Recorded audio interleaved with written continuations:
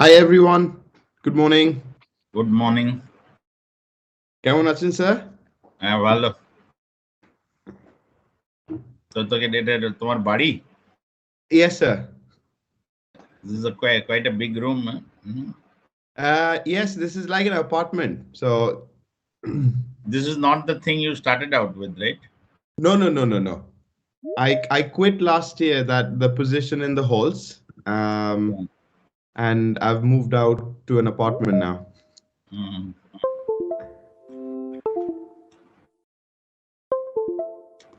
The beard is working out well.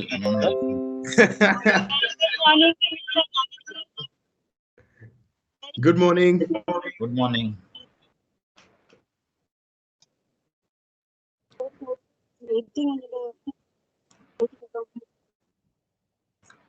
We have some problems hearing you.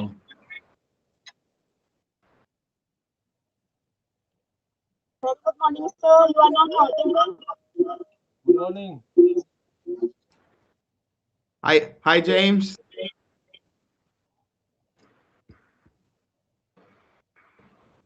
Sir, you are not audible. Please put on your audio. It's not audible, sir. I'm not audible. Good morning. Good morning. Yeah. Good morning, and thank you very much, Sangatma ma'am, and all the panelists for this wonderful opportunity. Now I'm audible.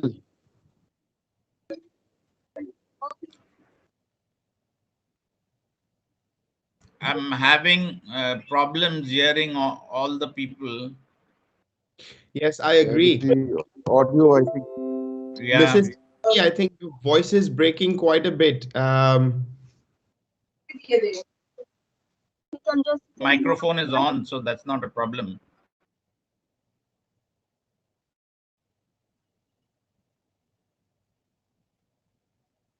I think this microphone is off. This one.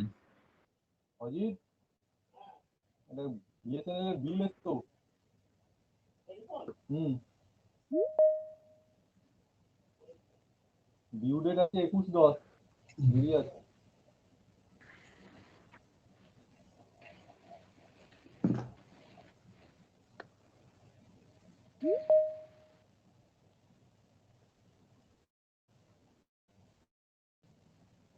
All the very best to all of you. May God bless.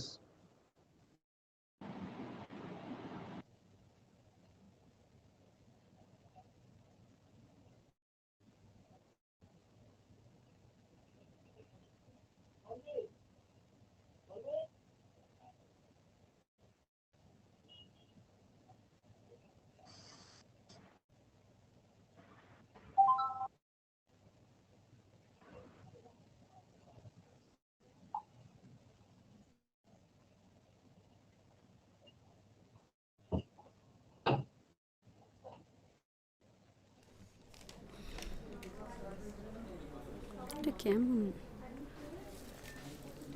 সুবিধা হচ্ছে না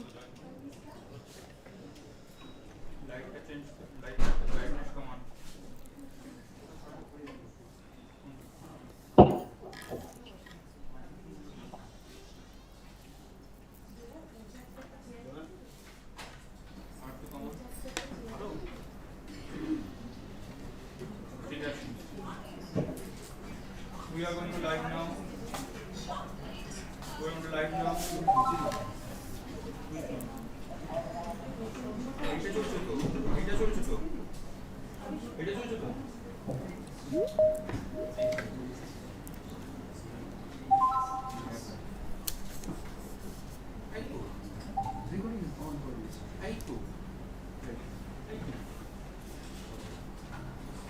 দিচ্ছি pick দিচ্ছি 1 2 3 start Never doubt that a small group of thoughtful citizens can change the world. Indeed, it is the only thing that ever has. A very good morning to all of you, our Cannot eminent hear. panelists, respected. Yes, I think she's on mute. Yeah, she's on mute, but she's speaking.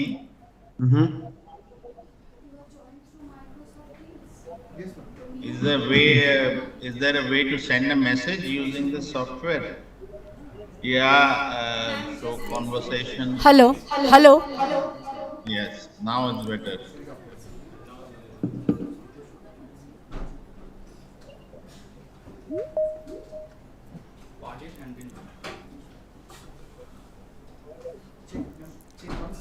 Hello, hello.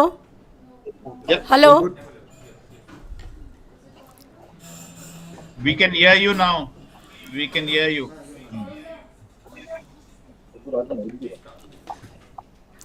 Never doubt that our citizens can change the world. Indeed, it is the only thing that ever has. A very good morning to all of you, our eminent panelists, respected principal ma'am, respected principals, teachers, and the teams of all the participating schools, and of course, the audience and viewers of today's webinar. Manage the pandemic waste today, avoid the environmental disaster tomorrow. A very warm welcome to all of you. For the past 1.5 years, we are going through an unprecedented situation which none of us living on this earth's surface has ever experienced or even imagined of before. The pandemic has changed our lives in n number of ways, both positive and negative. It has affected health, economy, and environmental spheres of the world. It has caused physical isolation from the society, leaving us with only the online mode of interaction. Thanks to our scientists for the discovery of specific vaccines for us to combat with COVID-19 disease. However, a greater challenge in front of us is the management of pandemic wastes, which is hazardous and alarming too. During the first wave, that is in the year 2020, about 120 tons of pandemic waste were generated per day. This mounted up to about 250 tons per day in the second wave of 2021. This exponential rise in the COVID waste has posed a severe threat to the human health and environment as well. Ladies and gentlemen, Tribeni Tissues Vidyapith has always shown its concern for a greener and healthier environment, as our mission is Go Green, Breathe Clean. Hosting a webinar on this topical environmental issue is only a reflection of our care and concern for a better niche for the living world.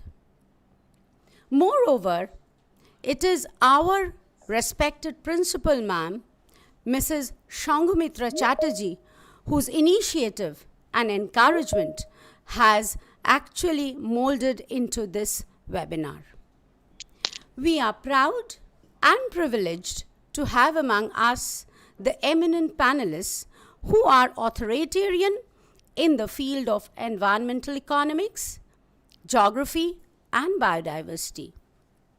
Looking forward to an enriching session with them. We are also happy that a number of young creative minds have put in their efforts to present before us innovative ideas to deal with the COVID waste management. My best wishes to the teams of all the participating schools, and let them put up their best performance. Welcome you all once again as we start with the day's event. I now request our senior English teacher, Ms. Sutapa Paul, to take over as she introduces you to our dignified panelists. Over to you, ma'am. Thank you, Piali ma'am. A very good morning to all. Today's inter-school event, Manage the Pandemic Waste Today, Avoid the Environmental Disaster Tomorrow, will be graced by the presence of eminent panelists. We have this morning with us Mr. Sanchayan Banerjee, who is a final year doctoral candidate in Behavioral and Environmental Economics at the London School of Economics and Political Science. He is the Associate Fellow at the United Kingdom Higher Education Academy. His interest lies in modeling human behavior change, studying socio-economic preferences, and understanding public policy preference shifts due to exogenous shocks. We are immensely elated to have you as the chairperson of the webinar. The TTV family is overwhelmed at your presence, sir. Dr. S.N. Ghosh is the Senior Research Officer of West Bengal Biodiversity Board, Department of Environment and Government of West Bengal. He is associated with many research works on the project PBR, that is People Biodiversity Registered, and has extended his leadership towards the formation of BMC, Biodiversity Management Committee, across West Bengal.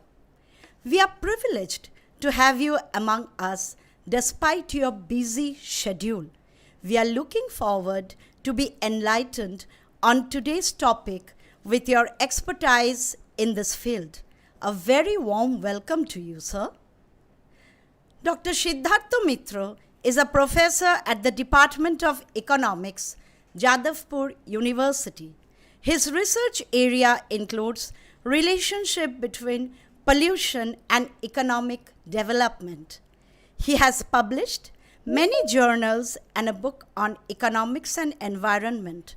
Today's topic also includes circular economy, which is at present a topical issue in the present pandemic world. Looking forward to your worthwhile suggestions and views in this field. A hearty welcome to you, sir.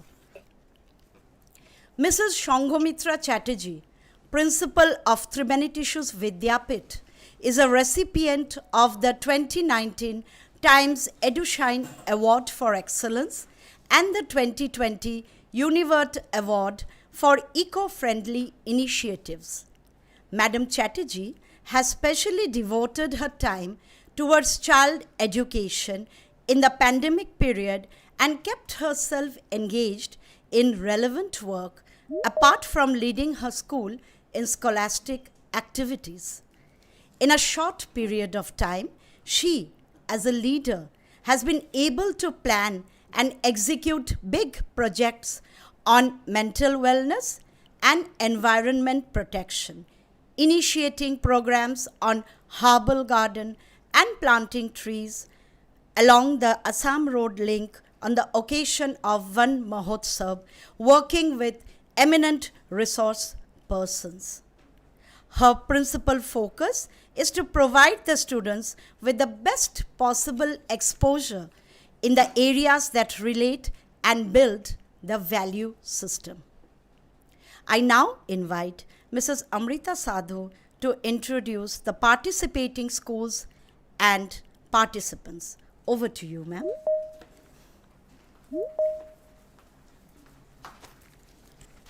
Thank you, ma'am.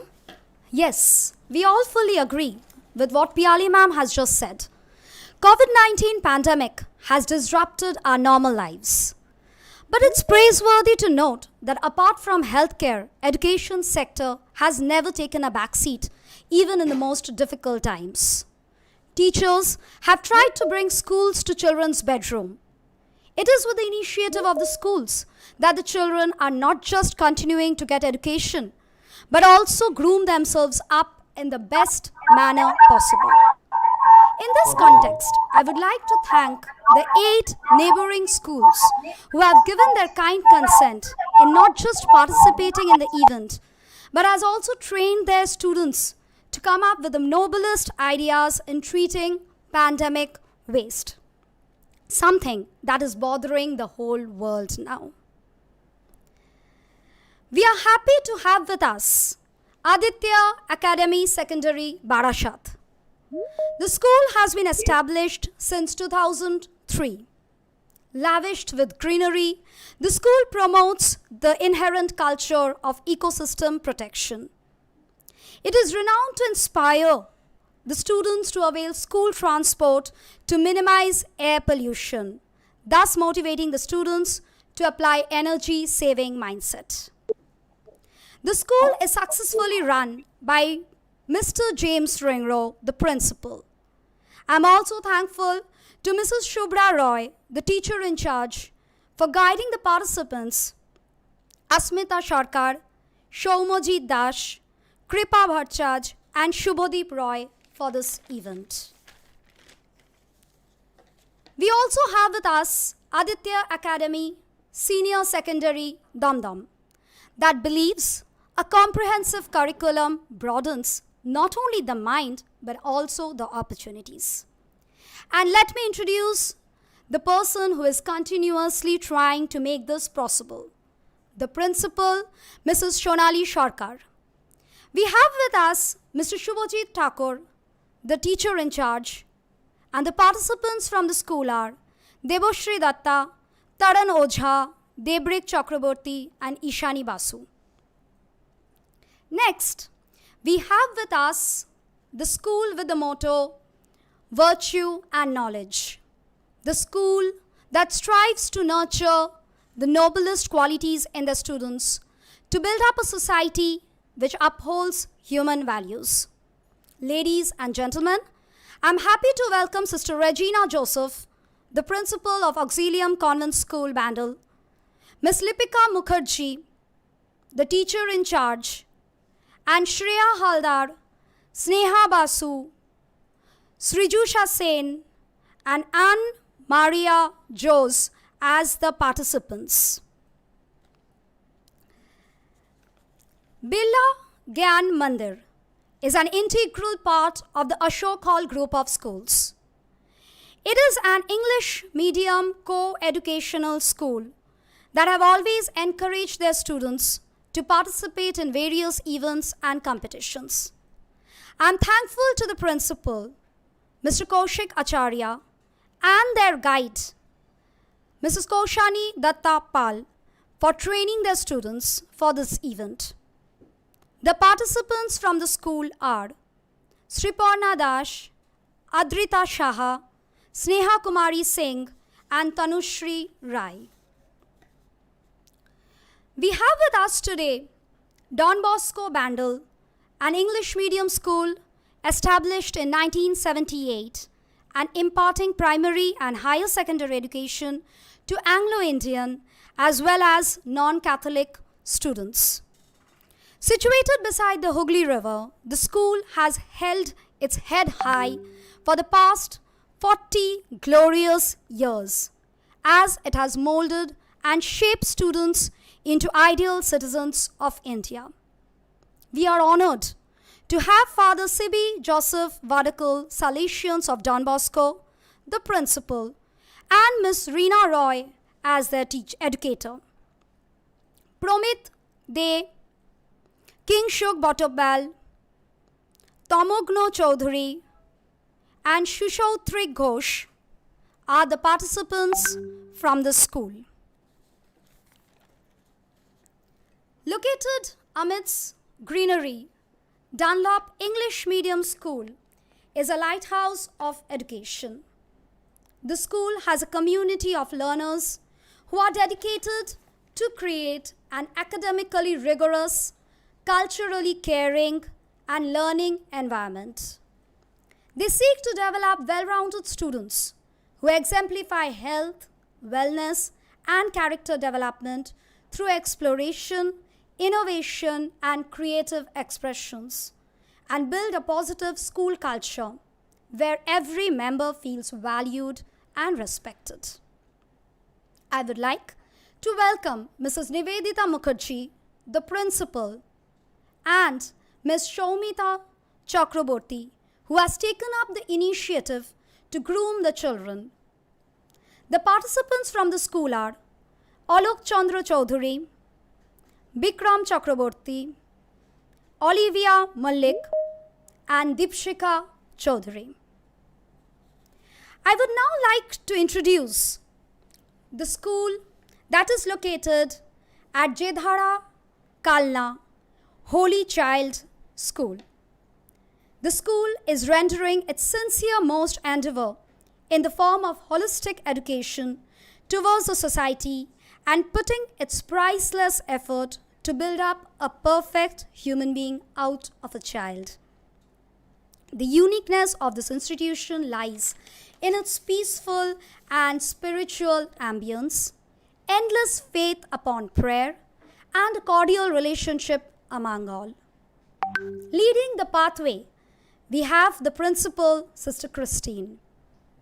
We also have Miss Amrita Mondal, who has tutored the participants, Obhirup Banerjee, Sneha Shaha, Onik Mitro, and Auditro Mondal. Nestled on the side of the river Hooghly, St. Joseph's Convent, Chandanagar, is an institution upholding a legacy of 160 years. The name itself is enough to invoke a sense of reverence, pride, and gratitude among all its members. Pray and work is a motto that resonates in every heart, and the values of compassion, empathy, sincerity, kindness, punctuality, and utmost faith in God is instilled in every Josephite. SJC isn't just a mere school.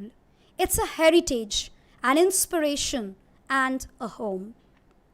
I'm overwhelmed to welcome the principal, Sister Anna Maria, the teacher in charge, Mrs. Sudeshna Shanchiti, and the participants, Deboshri Roy, Utshari Datto, Anika Sheel, and Koil Sharkar.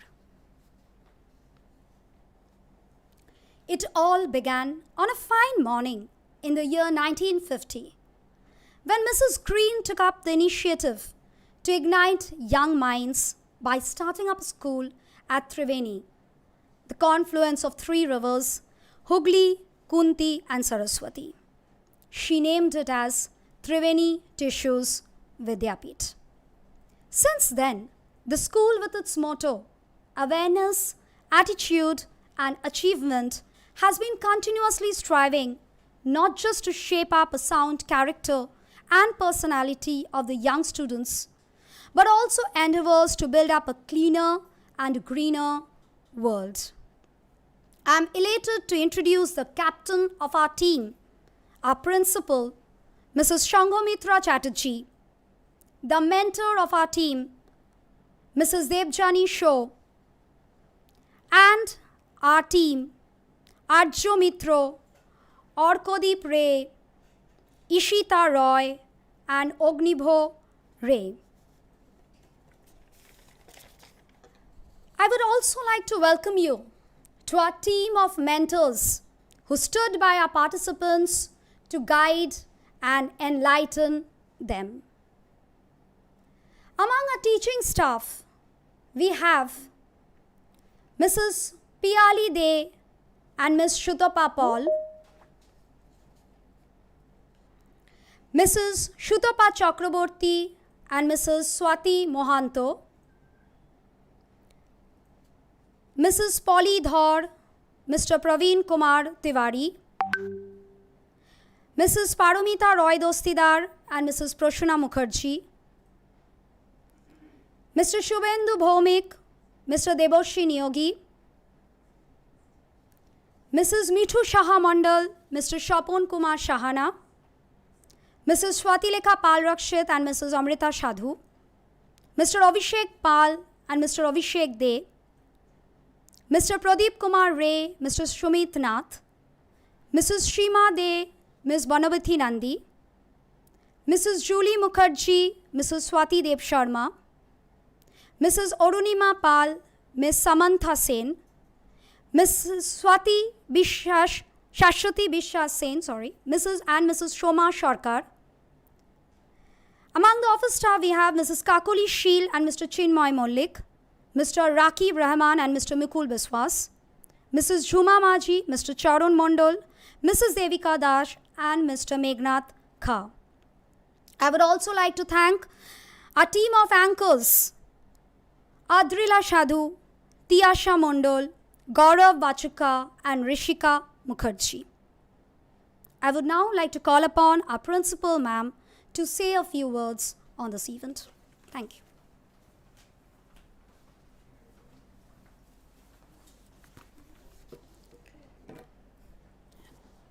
A very good morning to dignified guests of honor, to the principals of esteemed institutions, to the teachers, and to dear students of various schools.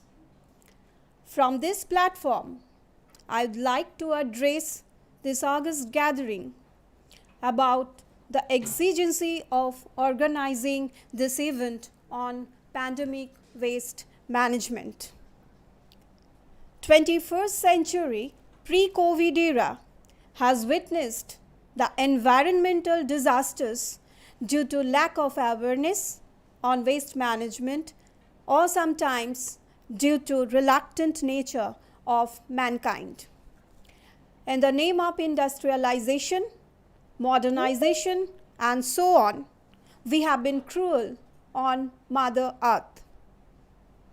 That has brought us into the threshold of our existence.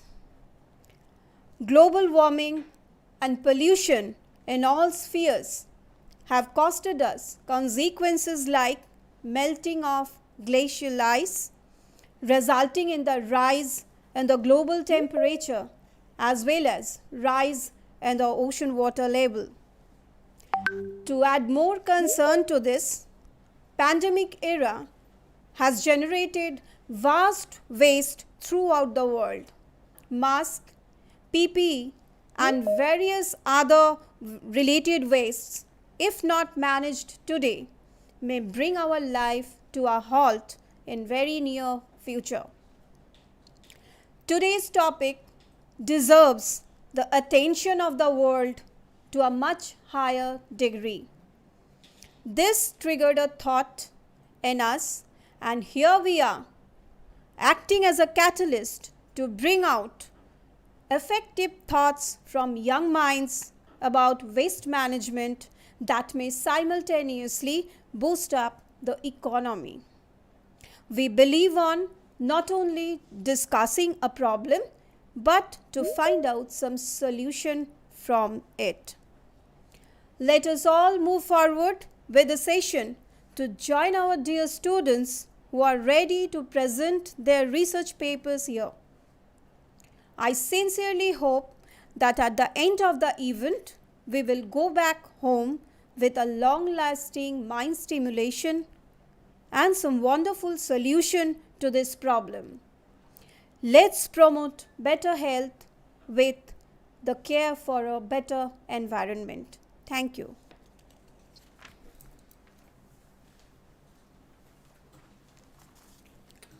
Thank you, Principal Ma'am. We now come to the core of today's event, where individual participating schools will be projecting their innovative ideas through their presentations. Each school will be provided 5 minutes time. At the beginning, there will be a bell for flagging of the presentation. After the 4th minute, there will be another bell, after which the interactive session starts. By the end of the 5th minute, there will be a final bell. Now I would like to invite the first school, which aims at igniting minds for innovation. So coming up is Aditya Academy Secondary, Barashat. Please start after the bell.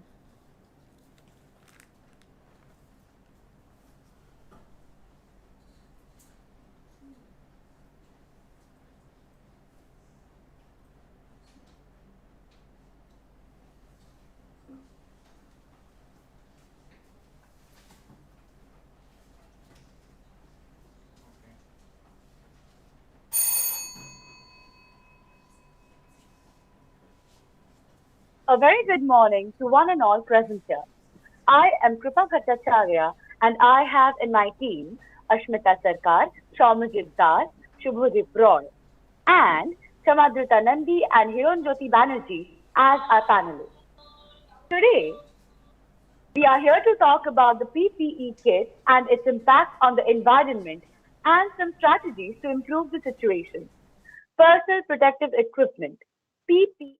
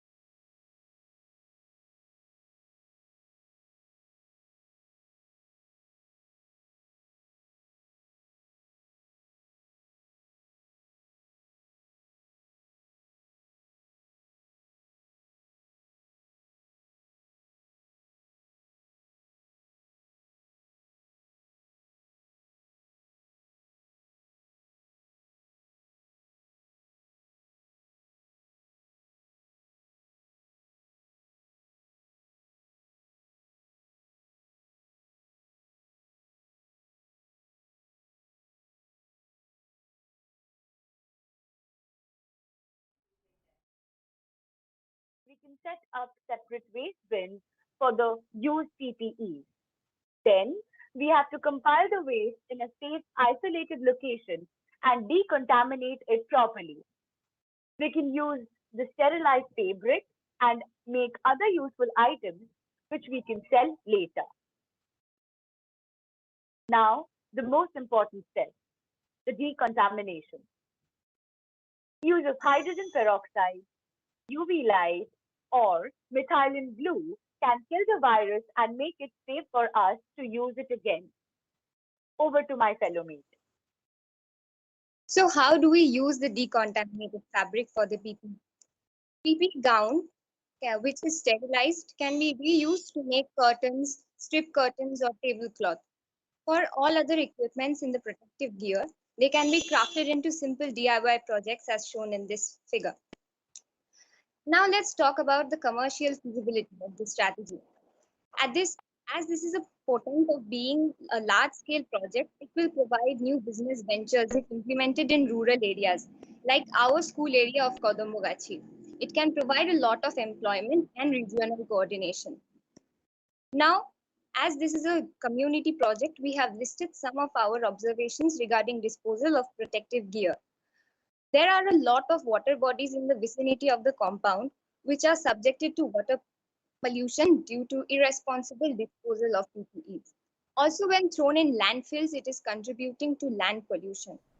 As conclusion, I would like to highlight plastic is causing serious damage to our ecosystem. The only way out of this damage is to reduce, reuse, and recycle plastic.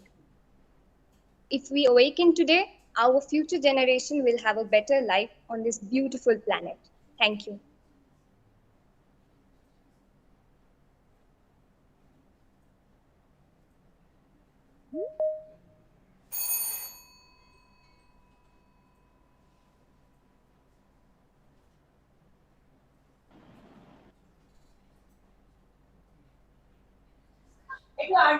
A very good morning to everyone here. Here's the teacher in charge of Aditya Academy Secondary Barashat. Sir, with utmost request, can we start the discussion if we are open to this? If the other schools have any question, or can we start with our own panelists? Kindly guide us, sir.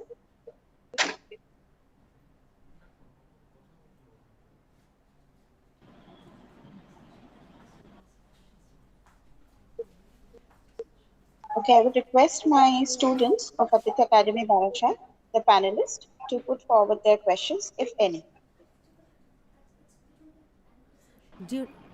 During the interactive session, the panelists will be questioning the team members, the participating school team members, and questioning by the general audience students will be occurring in the panel discussion. Here, in this 1 minute, only panelists will ask if they have any queries to the participating school, 4 students of the participating team. Thank you. Hi guys, I have a question for you all. May I request our panelists to pose questions for the school? Hi, can you hear me? Yes, sir. I have a question for the participants here. Could you maybe talk a bit more about the different kinds of PPE? You've been talking only about a general sort of idea of PPE, but not everything can be recycled or decontaminated. So maybe if you can tell us a bit more about what kinds of PPE do you have in mind?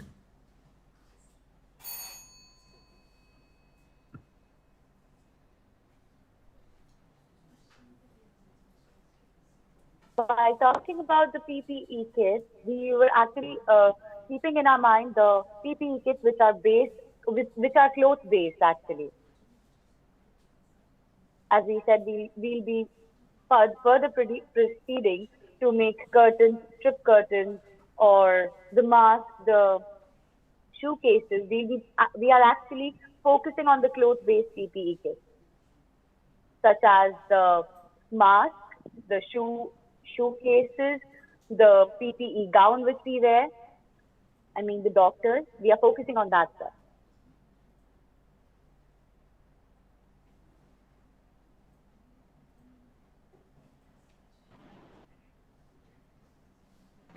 Can I ask a question? Or Shanchan, go ahead. You have something to say.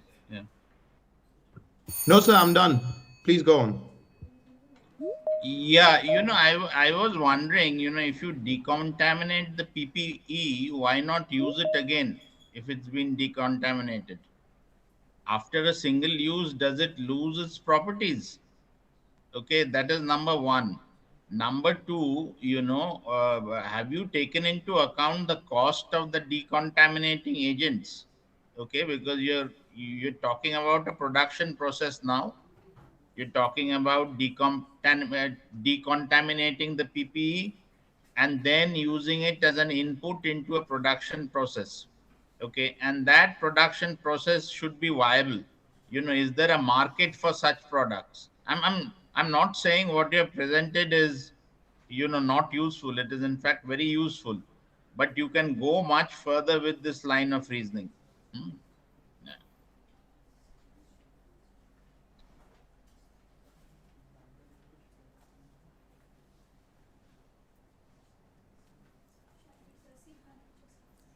Thank you, sir. Can we proceed with the next school?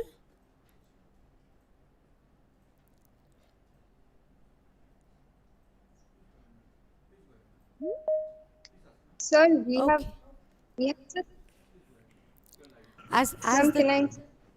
as the time for the interactive session for this school is over, so can we please go for the next school? The next school, Aditya Academy, Dum Dum. Please get ready with your presentation. Thank you, Aditya Academy Secondary Barashat, for your wonderful enlightening presentation. We now invite the school, which is committed to promote creativity in all the pupils while offering opportunities for them to pursue their own educational initiatives, presenting Aditya Academy Senior Secondary Dum Dum. Please start after the bell.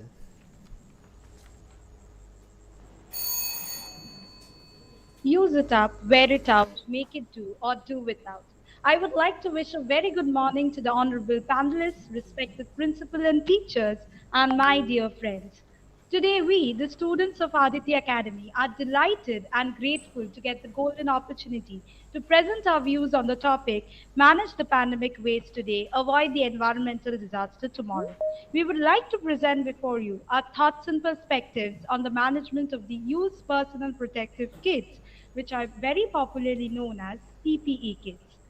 COVID 19, which originated at Wuhan in China, has taken away 47.9 lakh lives, with a total of 23.4 crore people affected by it.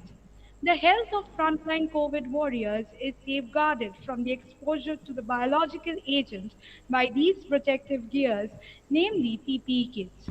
Goggles, face shield, mask, gloves, coverall or gowns, head cover, and shoe cover are the components of PPE kit. Polypropylene is a thermoplastic polymer used in a wide variety of applications. It is produced via chain growth polymerization and is a non-woven, single-use polymer known for its durability, and is a material which can be used only once and is hence largely used in making PP kits. According to a study done by the researchers at University of Petroleum and Energy Studies, PP waste can be converted into biofuel using pyrolysis. Also, in accordance to CSIR Delhi studies, which suggest mobile waste recycling facilities can be set up. The waste can be shredded at the place of the waste generation itself, and the pellets which are formed can be given to the industries that can put these to use by making bricks or other equipments for use.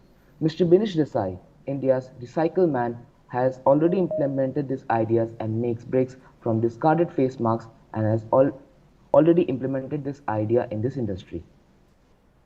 A great challenge thrown by the COVID 19 pandemic was the disposal of biomedical waste, including PPE kits that were worn by healthcare professionals in public.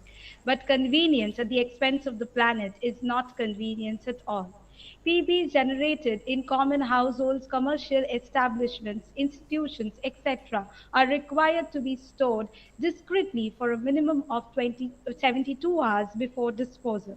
According to Section 144, it can be then collected separately in especially yellow garbage bags and be disposed of through authorized biomedical waste treatment facilities in rural and urban areas. When you refuse to reuse, it's the earth we abuse. At first, demands for polypropylene in India were met through foreign imports, but by the second wave, India had become the world's second largest PPK manufacturer with an industry worth over 7,000 crores, which was given by the Union Textile Ministry. Now, from an economic standpoint, if India could implement pyrolysis in waste management, then it could provide a massive boost to our economy and also provide us with a stable circular economy and also help to fund government funded waste management schemes. PP kits just could prove to be a blessing in disguise of a necessary evil. I don't want to protect the environment. I want to create a world where the environment doesn't need protection. With this, we have come to the end of our presentation. We are extremely obliged to Tribeni Tissues Vidyapith for having us here and allowing us to share our school of thoughts. And yes, COVID has not been eradicated yet. So we must continue to follow the SMS principle, sanitizer, mask, and social distancing. Thank you so much.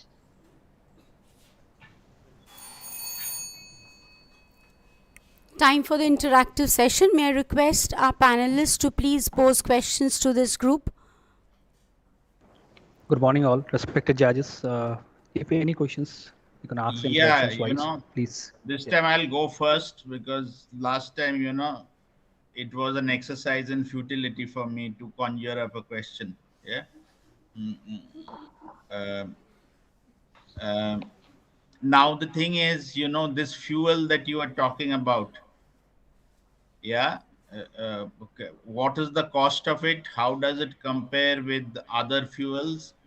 Have you worked that out? It's a good thing that you're doing, but now you have to look at the marketing of the fuel. Okay. So, and what is the pollution when the fuel is used? How does it compare to fossil fuels? So first of all, polypropylene is a biopolymer. So if pyrolysis is done, which is a process of basically heating it up to 200 degrees centigrade, it forms petroleum, which is one of the most common fossil fuels which we use in our daily lives. And there are also many different types of ppe kits, which ppe kits made of different materials, which are also made up of biopolymers. So as we know, in this constantly evolving world, there is always a need of an alternative fuel or an alternative resource. So I think, sir, that it is very feasible if we implement it in our industries and try to work on it to provide us with means a huge resource of alternative fuels.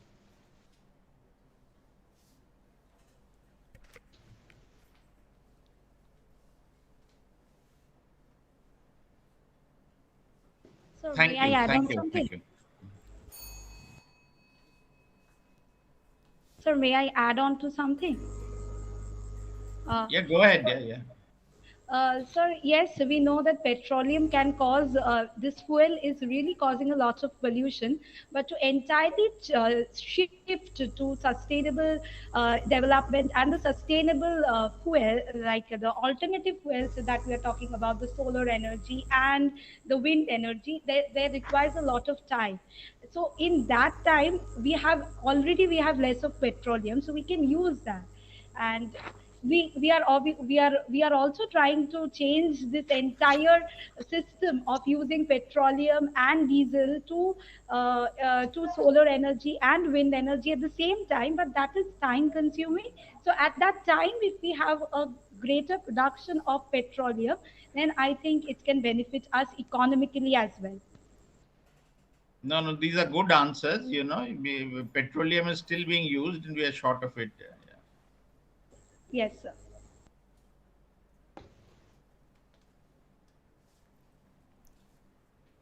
Thank you, sir. Can we go for the next school?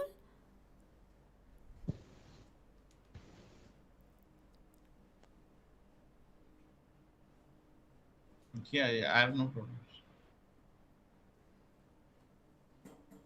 Auxilium Convent Bandel, get ready for your presentation. Thank you, Aditya Academy, Senior Secondary Dum Dum. It was indeed an innovative presentation. Coming up next is a school in Bandel which constantly makes an effort to develop the individual personality of the pupils and bring out the best and the noblest qualities in them. We have before you Auxilium Convent School, Bandel. Please start after the bell.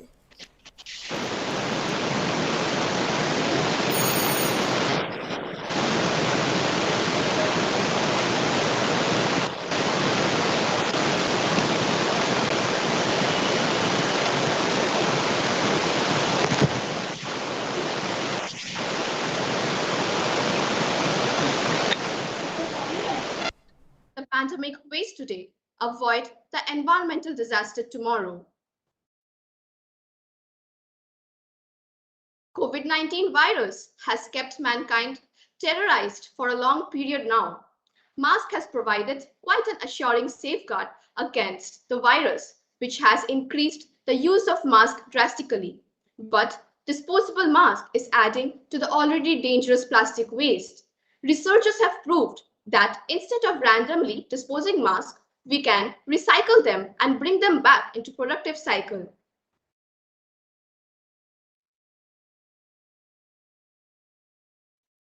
The usage of disposable face masks will reduce over the years, but still a substantial number of them will be used till 2025, and therefore the proper disposal of these masks and their inclusion in the circular economy is very essential. So we have chosen mask as our product. Let us begin the discussion with the term biodiversity. Biodiversity refers to the enormous variety of life on Earth, including plants, bacteria, animals, and humans. It is comprised of several levels, starting with genes, individual species, then communities of creatures, and finally the entire ecosystem. These myriad interactions have made Earth habitable for billions of years. Biodiversity provides humans with raw materials and different kinds of livelihood. The air we breathe in, the water we drink, and the food we eat all rely on biodiversity. So, without biodiversity, there is no future for humanity. As already mentioned, the COVID-19 pandemic has significantly increased the usage of masks.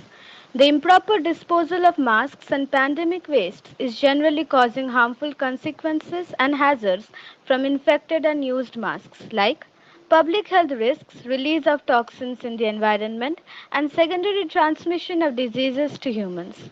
The waste gets into the waterways and reaches the freshwater and marine water systems and adds to the presence of plastics and nanoplastics in the environment, thus threatening the biodiversity.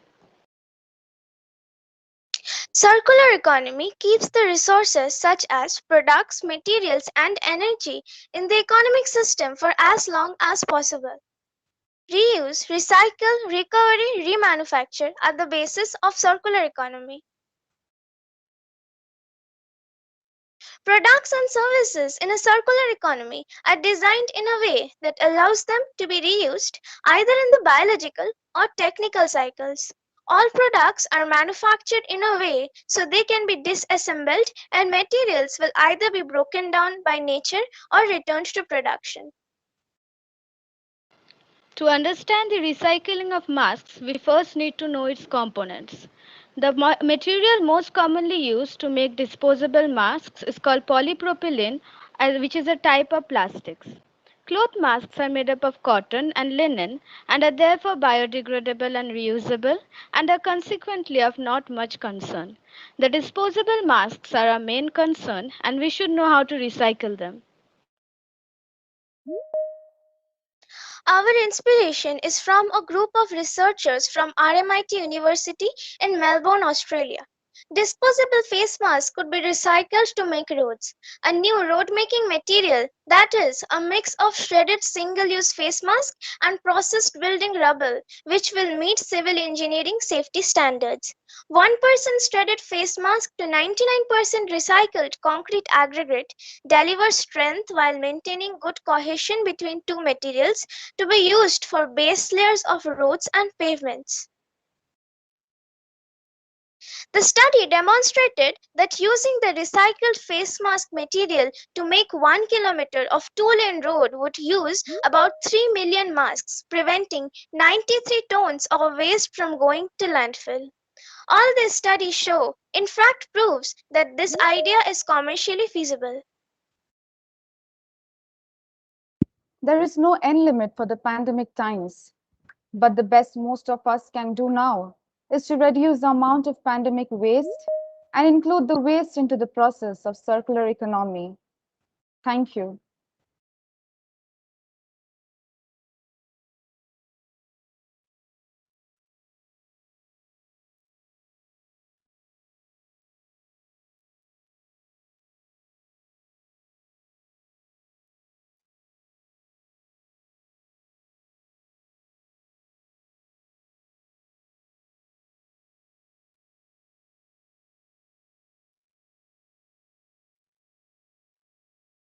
Yes, ma'am.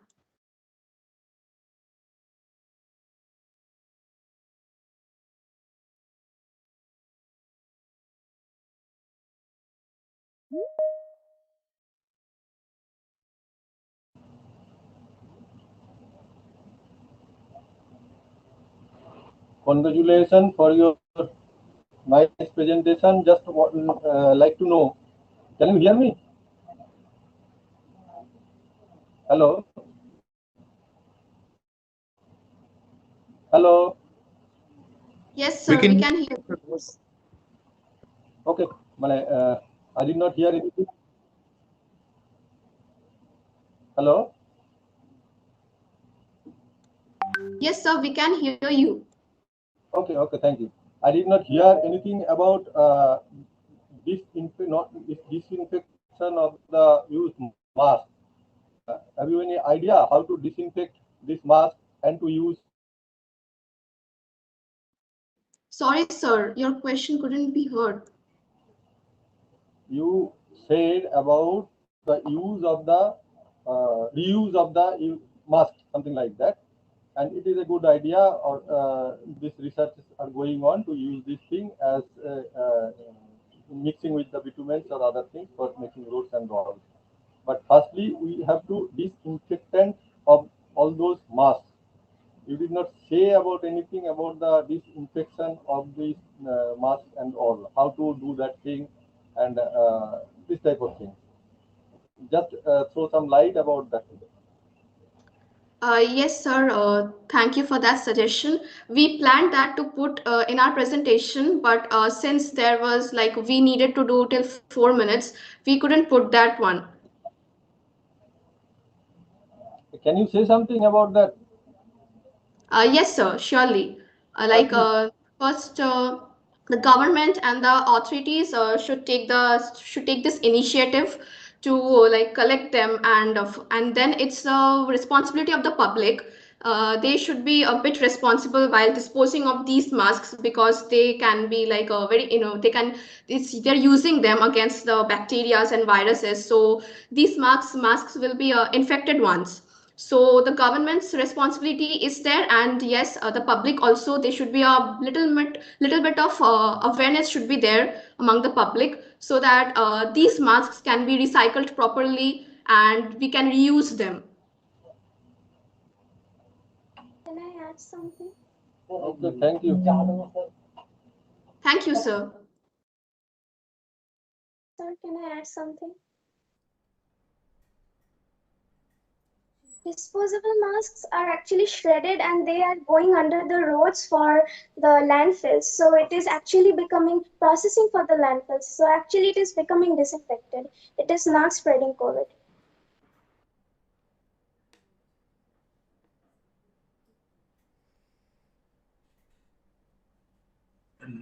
No, I think there might be a time lag between collecting them and using them for roads. Huge time lag it might be. You just can't decide to build a road in a day's time. Okay, so I guess this whole collection of infected masks uh, would be needed to one would need to preserve them for a long time before these are used to build roads. So the problem of disinfecting them still remains. Yes, sir.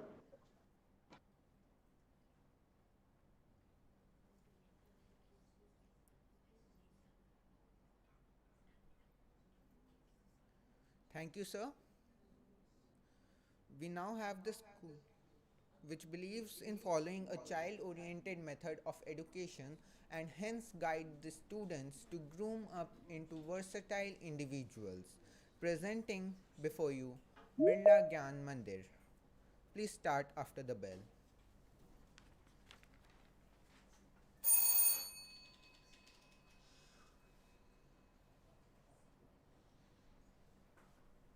Good morning, everyone.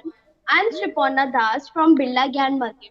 I would like to thank Tribeni Vidyapith and other panelists for giving us this wonderful opportunity to represent our school on this platform. Today, we will be presenting on the topic Manage the Pandemic Waste Today and Avoid the Environmental Disaster Tomorrow. And the product that we have chosen is sanitizer pouch packets and bottles. So why we have chosen sanitizer pouch packets and bottles? Sanitizer pouch packets and bottles is something that we need in our daily life after the pandemic started. Sanitizing has become necessary. It is very important for us to keep ourselves clean and free from germs and bacteria. So we have chosen this product because it is a necessary evil. We can't ignore the benefits of it, neither can we remain aloof regarding the adverse effects of plastic sanitizer bottles in the biodiversity.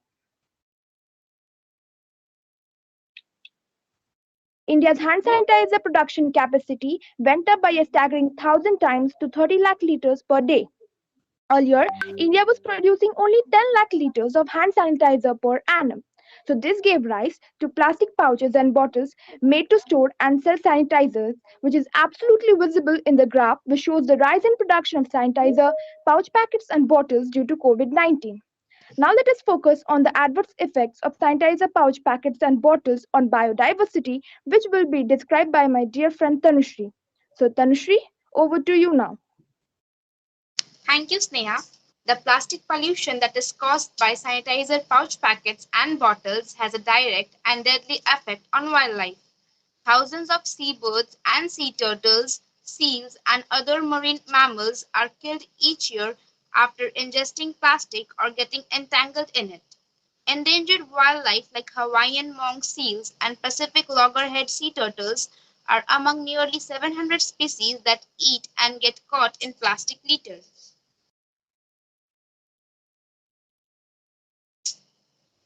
The non-biodegradable containers of sanitizer is pushing the earth towards danger. So now I would request my friend Aditya to describe the effective ways to reuse sanitizer pouch packets and bottles. So Aditya, it's over to you now. Thanks a lot, Tanushri. The sanitizer bottles are usually made of hard plastics. It is impossible to get mixed with the soil without harming the fertility of the soil. There are many ways to recycle and reuse them. We should reuse and recycle those which helps in the decrease of plastic pollution. Reuse it or refuse it. Let us innovate it. Now let us go through some innovations around us. We can make a zipper supply case to store our amenities or make a wall hanging bottle garden. We can make a bird feeder. We can make a bird feeder or we can use the sprinkler of plants. Now, my dear friend Shriparna will enlighten the prospect of circular economy. So Shriparna, over to you. So let us see how to make handmade sanitizers at home. First, we have to take an empty sanitizer bottle, then pour about 3/4 of sterile water, then add 1 tablespoon of aloe vera gel, then add 10 drops each of cinnamon, clove, rosemary, or eucalyptus essential oil. For aroma, we can add 20 drops of either lemon, orange, or grapefruit essential oil, then place the cap and mix it thoroughly. We have our homemade hand sanitizer ready. So using of PET plastic, refusable and recyclable plastics should be promoted. We can pour daily or weekly sanitizer in reusable dispensers according to our usage. We can also sell homemade hand sanitizers in reusable containers to earn money. The homemade sanitizers can be sold out in the market, which would help in the country's economy as well. So, buy less, choose more, and make it last longer. Thank you.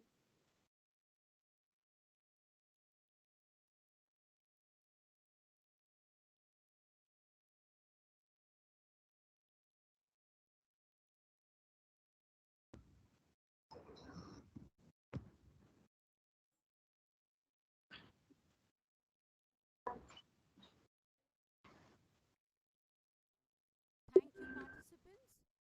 May I now request our panelists to pose questions to this team in the interactive session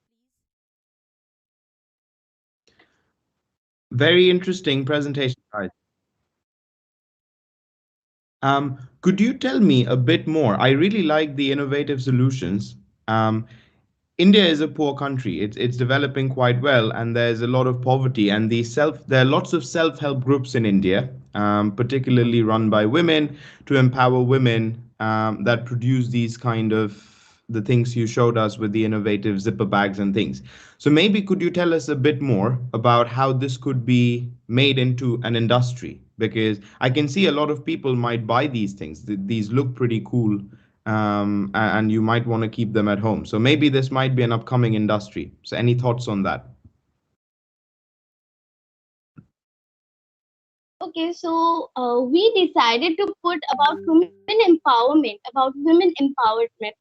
on the presentation, but as because the time did not allow us, so we could not keep it. So I would like to say we can make the sanitizers and also like the innovative things for maybe decoration or like for example a zipper case. So we can use it to keep things, to store things. So yeah, women they should use the reusable containers to make the things and sell out in the market, which will be very profitable.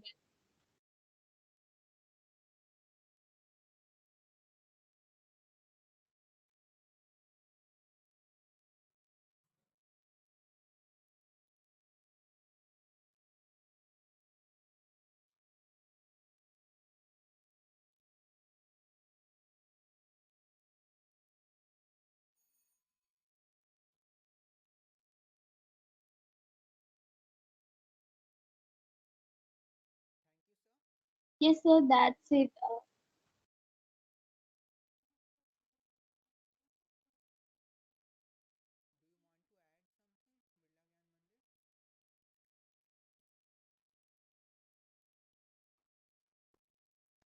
No, sir, no.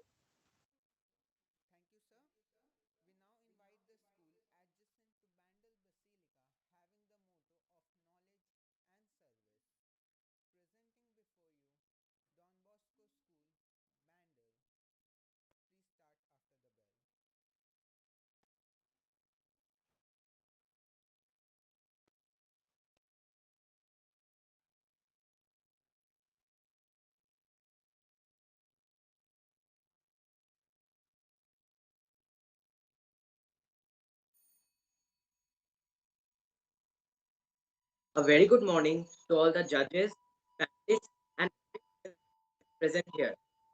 We, the students of Don Bosco School Bandel, are privileged to be a part of the webinar on the topic of Manage the Pandemic Waste Today, Avoid the Environmental Disaster of Tomorrow.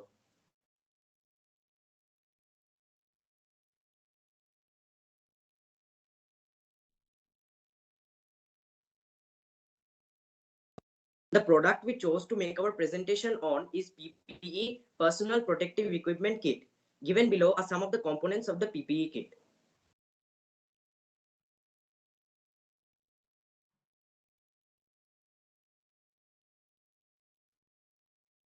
Reason for choosing PPE kit as the topic for our presentation.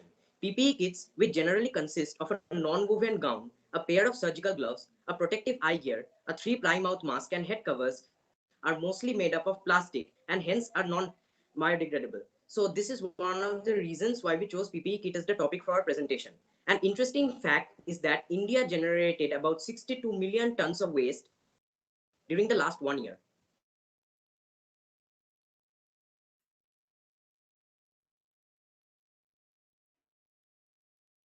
How do PPE kits actually affect biodiversity? One of the major negative aspects of the COVID-19 pandemic is the overlooking of the environmental aspects and the evoking catastrophes of increased plastic pollution all over the world. The substantially increased use of single-use plastic polymers during COVID-19 is surely affecting the poor waste management of the country and their environmental performances. Given below is a chart on the carbon footprint of individual single-use PPE items with breakdown of the process contributions of each.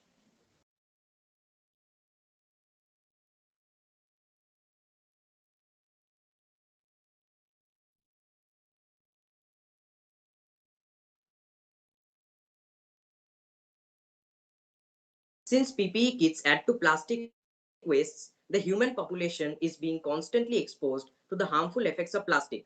Most of the time, we can see that PPE kits and other biomedical wastes are being dumped into landfills very close to human settlements. These plastic wastes contaminate soil by releasing harmful chemicals. Moreover, waste from life-saving PPE is also killing birds, fish, and other wildlife across the globe. Animals are fatally ingesting or becoming entangled in discarded latex gloves and disposable face masks, which have started building their homes using the same materials, according to several researchers, hence causing water pollution.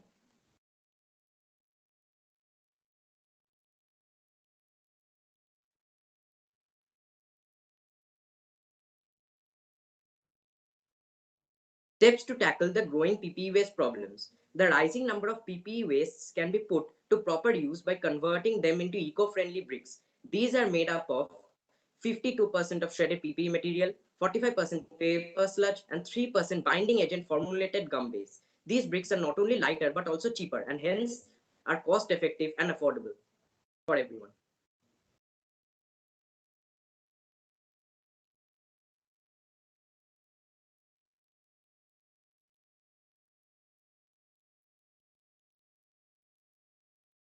Turning PPE kits into mattresses. Bedrolls made from PPE scraps are cheap, lightweight, and hygienic. Before making them into mattresses, sanitization of these kits is necessary. These mattresses can be used in COVID care shelters and also homeless shelters. In a developing economy like India, these low-cost mattresses can go a long way in benefiting the underprivileged sections of the society. This also promotes small-scale industries and contributes to circular economy by promoting reusing and recycling of waste products.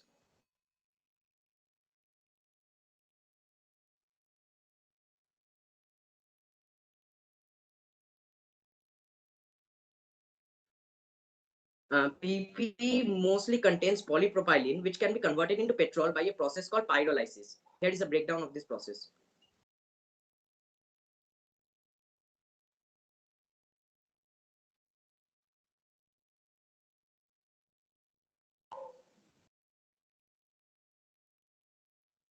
So to conclude, we can say that using bioplastics to produce PPE kits instead of normal plastics should be the norm, as they are made from renewable biomass sources such as vegetable fats, cornstarch, etc. And these are also biodegradable, hence promoting large-scale industries, which reduces the per unit cost of bioplastic, hence saving the environment as well as making it affordable for us.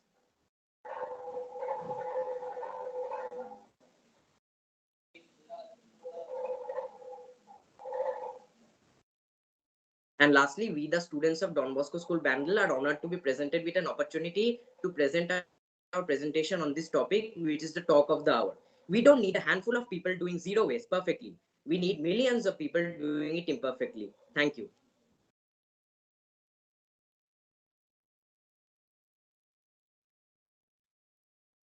I now request our panelists to begin the interactive session by asking questions. So please.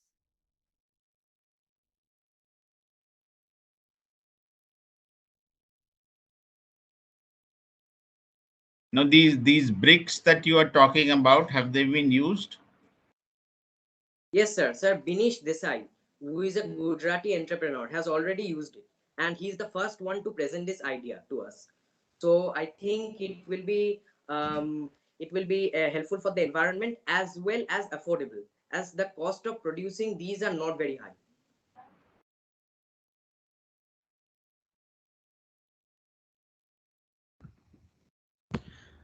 Sorry, this is not a question, but Pramit, do you have other members from the team? If there are, I might Yes, sir. like to hear their voices and their views as well on the topic, on anything that you feel you should add.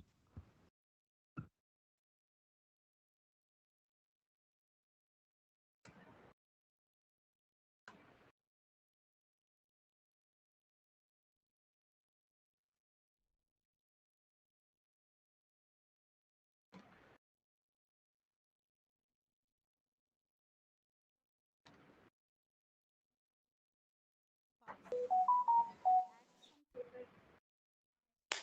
Rest of the participants?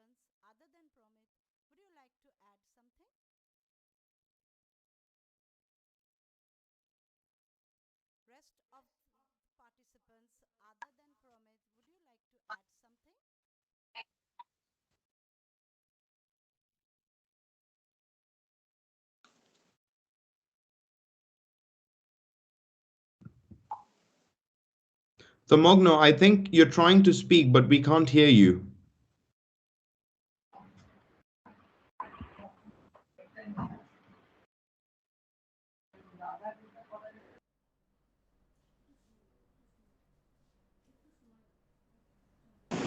Sir, am I audible now? Yeah, I can hear you now. Yes, sir. Sir, so what I was saying that since a few more schools have also put up the topic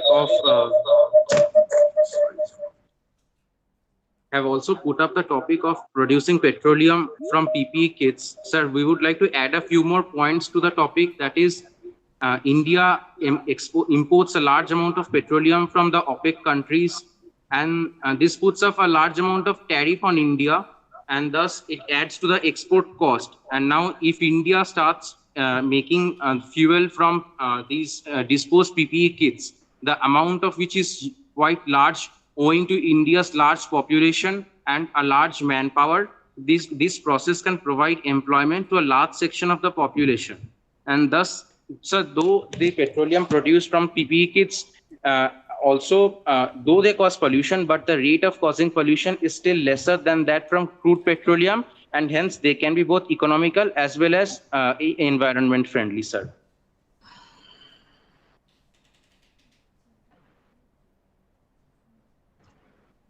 Sir, that's all I had to say, sir. Thanks, guys. That's great. So, can I add some?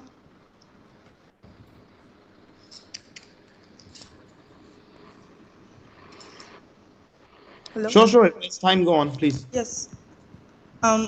So we can use plastic-free face shields, which are made from wood pulp.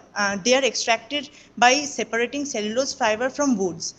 These are completely compostable and have an alternative way for removing plastic masks and face shields.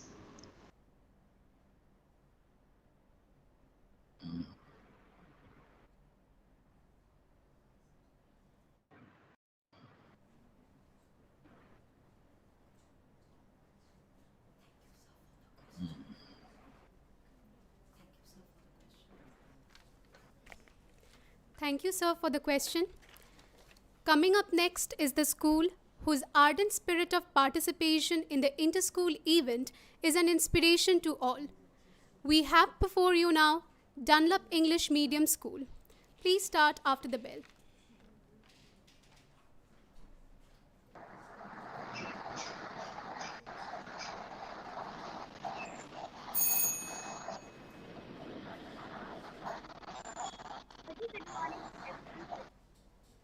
Firstly, I would like to thank Tribeni Vidyapith for organizing such an educational webinar. I would like to introduce my panelists. We are having Alok Chandra, Vikram Sakhavu, Olivia Malik, and Deepshika Chowdhury. Controlling COVID-19 use, managing the pandemic. Cannot hear anything. Participants of Dunlop English Medium School, you're not audible clearly. Please, Dunlop English Medium School, you're not audible clearly. Miss?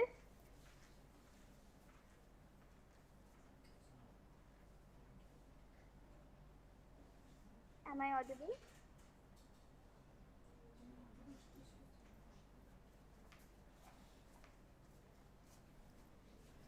Panelists, sir.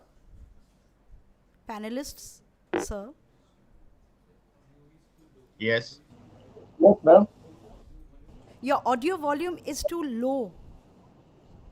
Dunlop English Medium School, your audio volume is low. We cannot hear anything.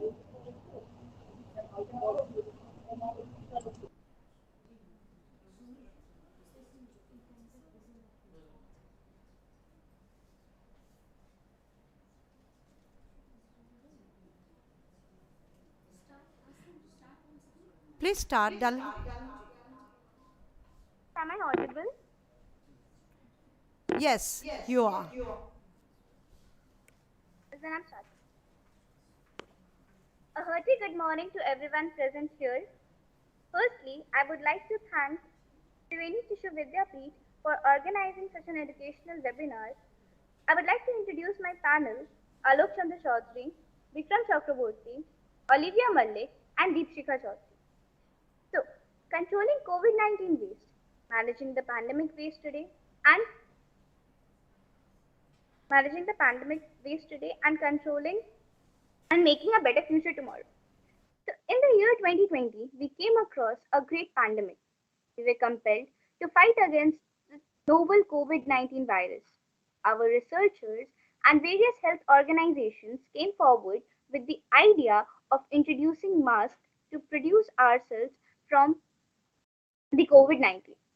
We chose to speak over masks because comparatively it is having a large number of use, and therefore it's constituting almost the higher number of plastic pollution. Today, it has become very necessary for us to fight this microscopic thing for a better future of our Mother Earth, as it is the only place where we can survive. The masks which we are using today have put a large threat on the environment and is affecting our biodiversity in various ways.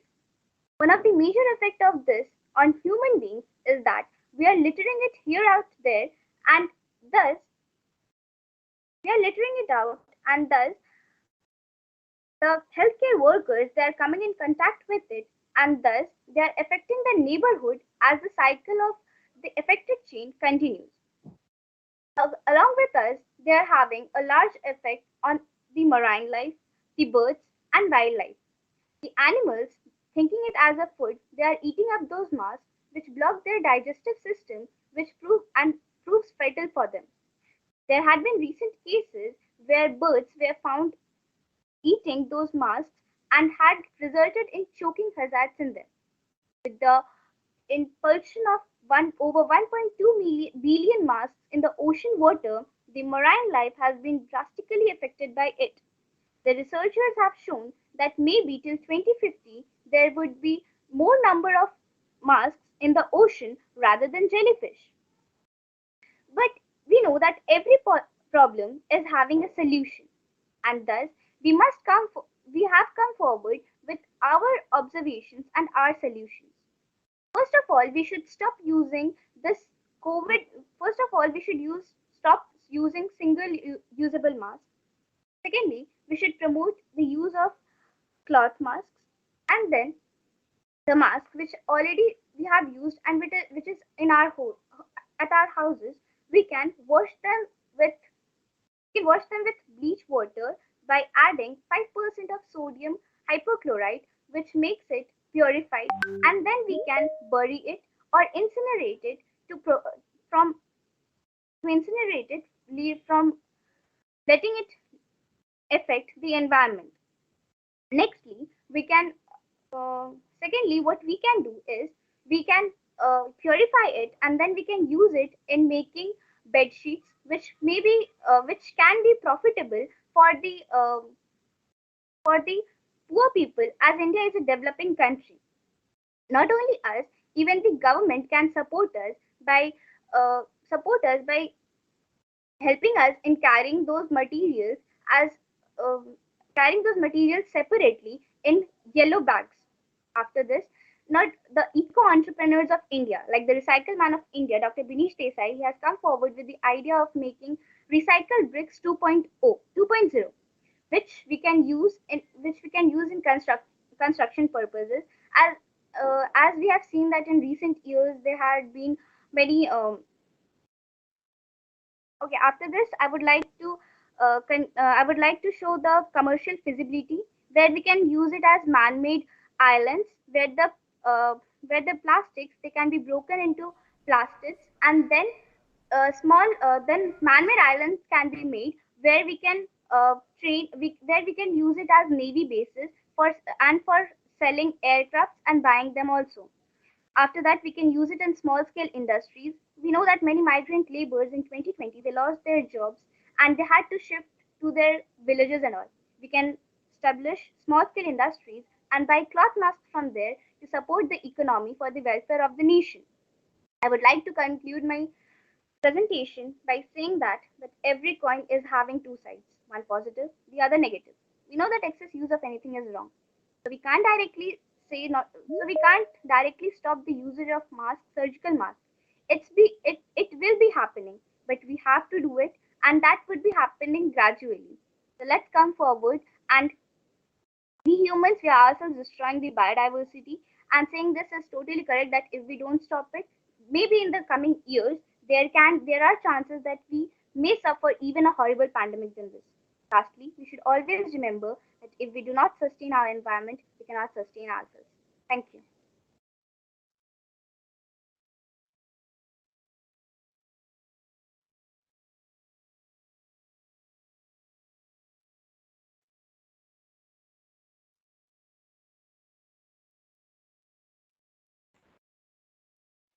Yeah, can I start?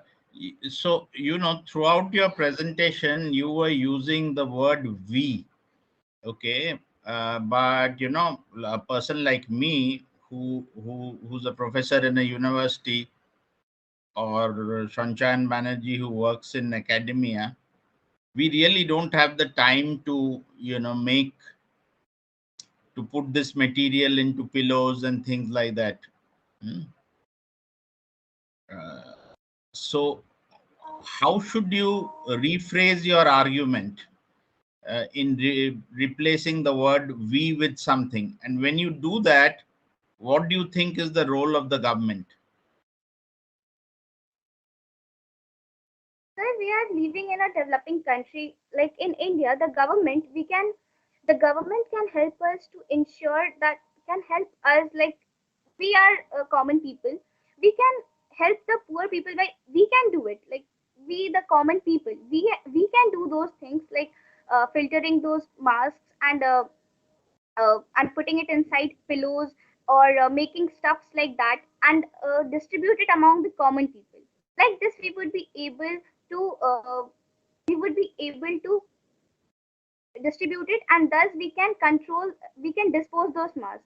And the government, it can ensure that what we are doing, they can financially they can support us and help us to do help us to carry out our motto. The government cannot support so many people like that.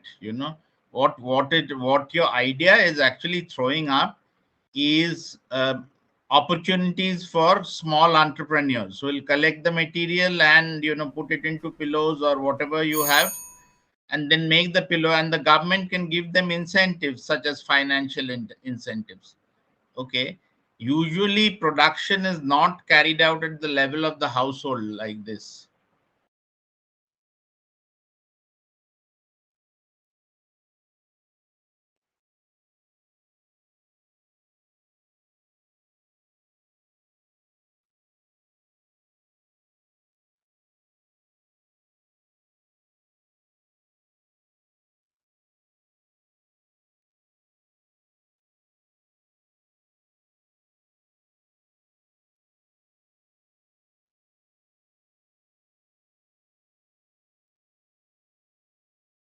Response to sir's question?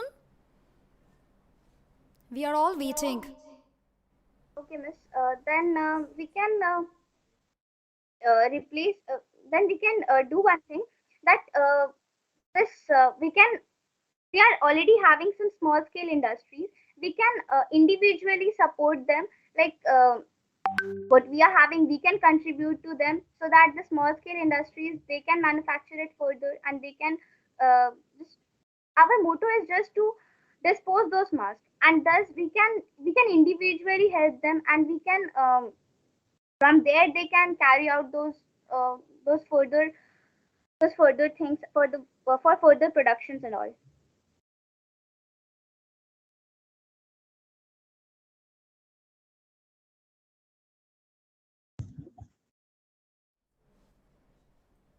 Can we proceed to the Can we proceed to the next school?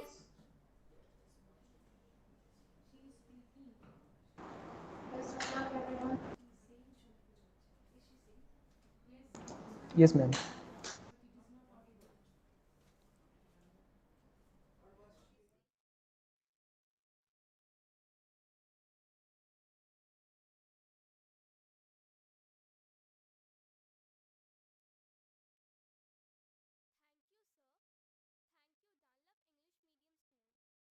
Presenting your eco-friendly Ma'am, ideas. shall we start? We now invite a school which tends towards transforming intellectually alert and socially conscious individuals who can shape a productive society. We have before you Holy Child School, Kalna. Please start after the bell.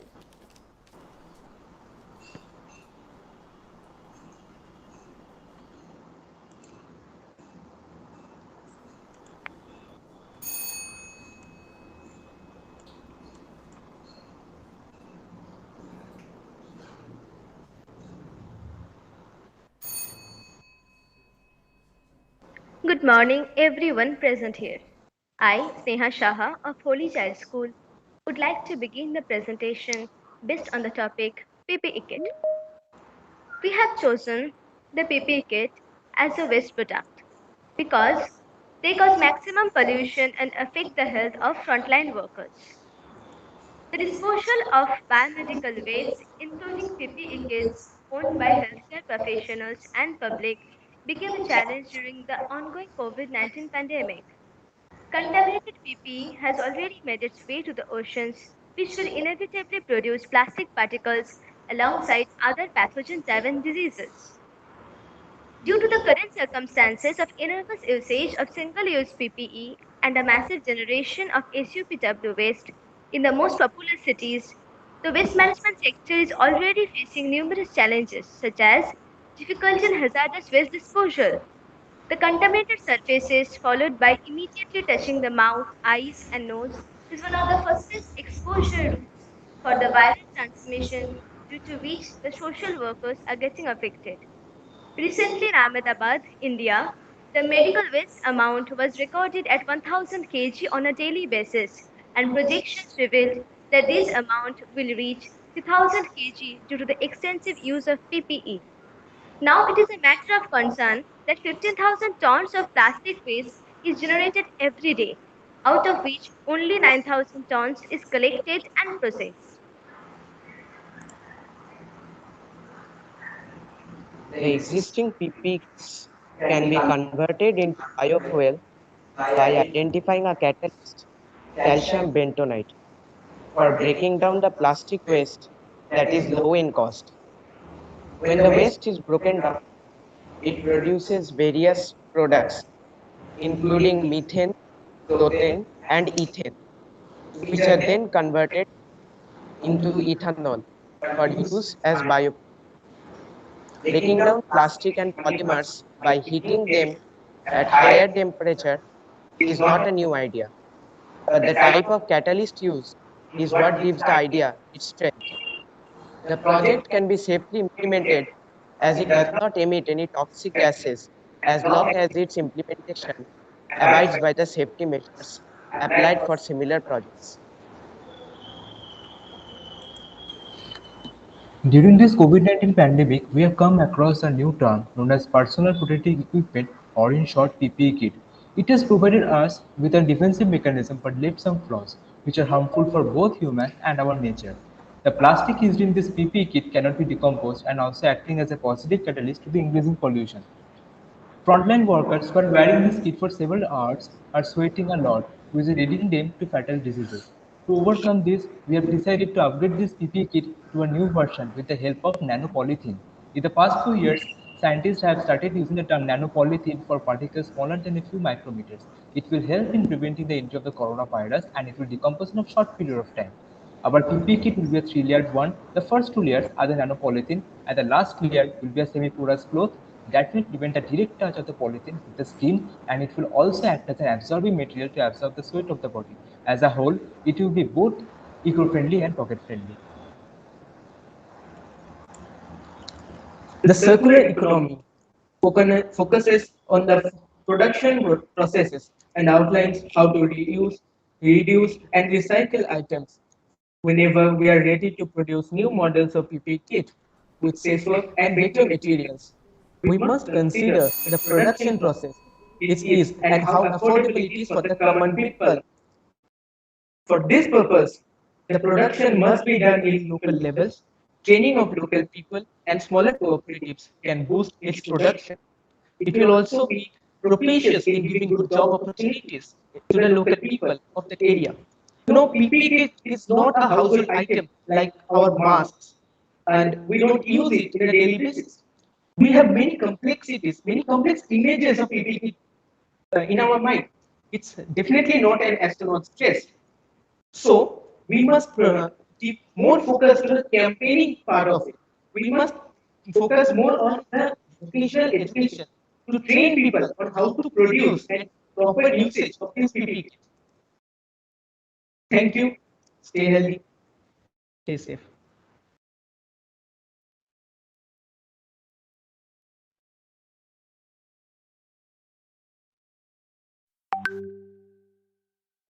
Holy Child School, can I request the panelists to put up the questions for the school?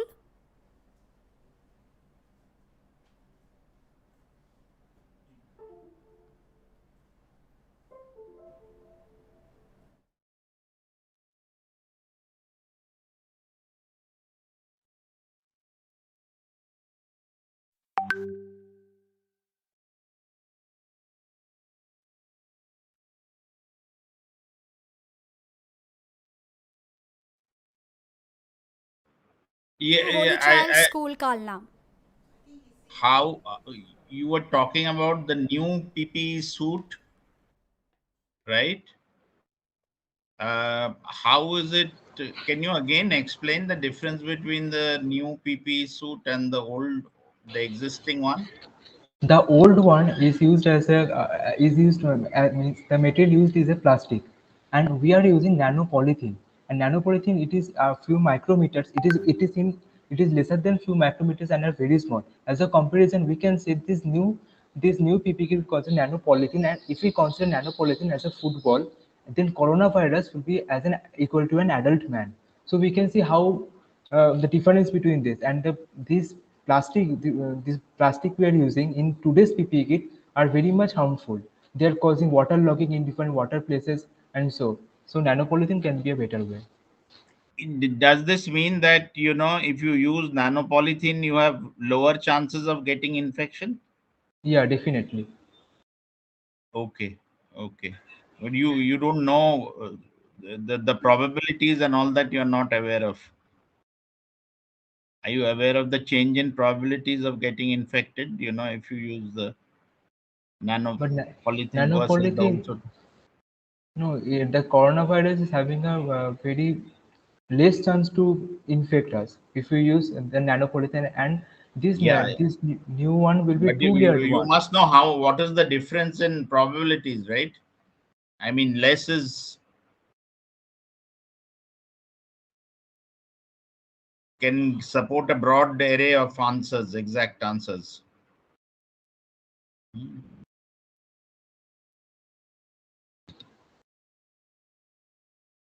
Anyway, just look at the scientific studies later and find out. It's better to concentrate on one or more two products instead of looking at a huge number of things, so you can go deeper into it. I'm not saying these are just ways in which you can improve. I'm not saying that you've not done a good job. Yeah, okay. So okay. So look at the future Thank you, with sir. Can we optimism now and please an move on to intention the for next improvement. school? Can I please move on to the next school, our panelists? Yes, please. From me, yes. Yeah. Thank you, sir. Thank you, Holy Child School, Kalna, for your unique presentation. We present before you the 150 years old school situated in the town of French colonial heritage that has been delivering pioneering work in the field of education. Coming up now is St. Joseph's Convent, Chandanagar. Please start after the bell.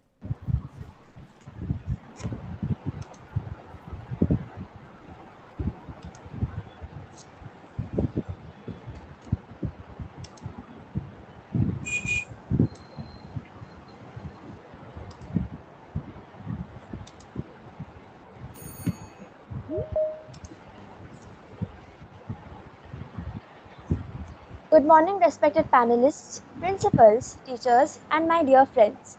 This is St. Joseph's Convent, Chandanagar, with our presentation on managing the pandemic waste today to avoid environmental disaster. We are going to talk about surgical masks. Why? As we look at this graph, we can see that surgical masks are the cheapest available form of personal protection equipment afforded by even the below poverty line population who cannot otherwise use higher priced masks. Hence, these masks are used by 42% of the population, which is quite higher than the cloth and N95 masks, leading to high dumping. So let's see why these surgical masks are so harmful. They are made from polypropylene, a fossil fuel derived plastic that can take 500 years to break down. They get into the environment first as landfills or littering at public sites and then into the ocean by leaching, flooding, or by the wind. They are a major source of microplastic pollution and is posing a serious threat to the environment. Over to you, Koil. Now, let us take a look at the properties of a mask that will be helpful in its recycling. A mask is formed of three layers: outer layers of non-woven fabric, and the middle part is the filter. But the entire mask is made of homopolypropylene, which has a melting point of 160 degrees Celsius. Thereby, we move on to the recycling part of it. We shall first disinfect the masks by spraying isopropyl alcohol. We can melt the mask parts, filter an outer layer separately, and mix it with clay and fiber accordingly to make clay pots, DTs, etc., and mugs, buckets, etc., respectively. And the entire melting process has also been kept as much cost effective as possible. The entire process will be carried out in a biogas oven using domestically made gobar cakes and organic waste generated by the people, similar to the way heat is generated on a small scale in villages without causing any harm to the environment. The labor for the entire process will be provided by the unemployed section of the society. Vocational institutions will be set up to teach them the skill of making molds out of masks, and in turn, teachers could also be employed to those institutions. The products will be sold to the market at a similar price the existing products are sold. The capital investment could be raised through online fundraising platforms, social media platforms, NGOs, and the organizer's personal contribution as much as possible. So now for the replacement of existing surgical masks, we have come up with the idea of biodegradable paper or cellulose-based mask. We shall use 100% cellulose, free of olefin chemicals, which will be soft, stretchable and comfortable with high bed strength. Filtration to be improved for the mechanism of distribution of fiber. It will be made of woven fiber, which will cost lesser than surgical masks, which are made of non-woven fiber. Cellulose shall be generated from wood of eucalyptus trees and recycled paper. Now, let's see how we can make it cost effective. The paper factory shall develop cloned saplings of eucalyptus trees, resulting in faster and higher yields, which will be sold to the farmers at rupees 4, and the farmers will sell back to the factories at the market price. This will ensure the purity of the variety and employment generation as well. Clone saplings will fully grow 2 times faster, that too with lesser water as compared to non-grown ones. They will be also lesser prone to diseases. 1 acre of land shall yield approximately 100 metric tons of wood, and there shall be 3 such yields in case of clone saplings. The paper making process and chemicals shall be the same as that of making specialty paper in existing mills, and therefore the capital investment would be low. We would like to conclude by mentioning a quote: "We can change the world with our new thoughts, actions, and creations." Thank you.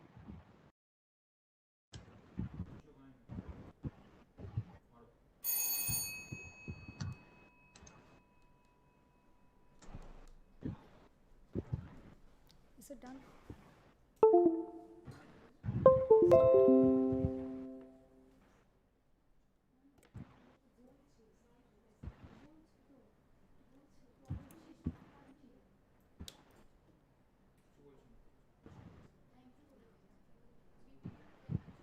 So since nobody is asking anything, it's back to me. Let me just ask you.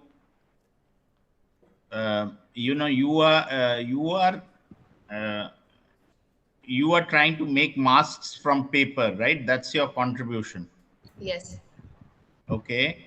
Are you also suggesting a new way of cultivating eucalyptus? Yes, because What is new about that? yes, normally a eucalyptus plant tree takes around 8 years to grow.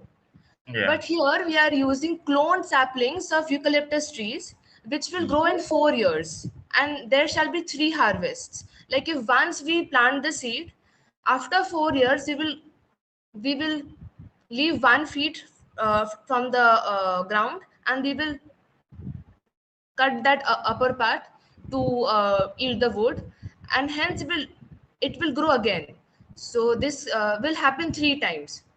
Has this method been used before? Yes, ITC is using that in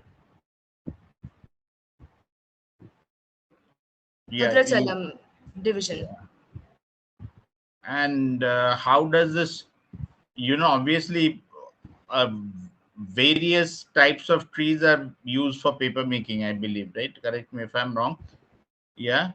Yes. And I'm also told that eucalyptus is bad for biodiversity. Okay. And that is, when eucalyptus trees are planted in an area, the other type of plant life or isn't allowed to come up. Have you thought about this? um, like the farmers who will have to grow eucalyptus, they will only, like in their area, they will only have that tree, or like they will only have that tree. They cannot grow other crops in that particular land. Yeah. So maybe there needs to be a buffer zone or something like that. Yes, miss. In, Like in between the eucalyptus plantation and the forest or something like that. yes, like So if a this is farmer something. has a big land, so a Mm, small part of it will only be used for eucalyptus trees, and the mm. other part will be used for other plants or crops. Okay. Okay. Good. Thank you. Thank you, sir. Thank you, St. Joseph's Convent, Chandanagar, for the initiative for preparing such an enriching PPT. Coming up now is the host school having the motto, Go Green, Breathe Clean. The school, which has always promoted environmental consciousness in its students, integrating a number of eco-friendly initiatives in its curriculum. We have before you now Tribeni Tissues Vidyapith. Please start after the bell.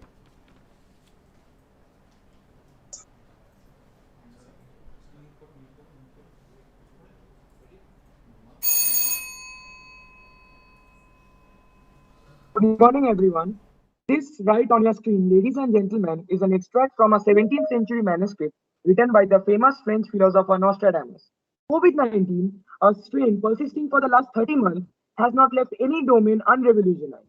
From online schools to sanitized local shops, COVID has its effect on every sector. More than just a strain of deadly virus, some scientists say it is a series of deadly diseases that are to be threatened mankind in the near future. Maybe nature's revenge. The main reason behind choosing masks as the backbone of this project because it's that COVID waste that has piled up in an alarming rate of 3 million a minute. Mask is such a trouble that neither can it be left in the open for a few days, nor can it be dumped for a long period of time. If left in the open, the mask may spread the deadly virus, and if it is dumped, it may release microplastics, harming the environment. Masks can also kill animals by entangling them or by releasing dioxins in the environment. Apart from the points mentioned in the previous slide about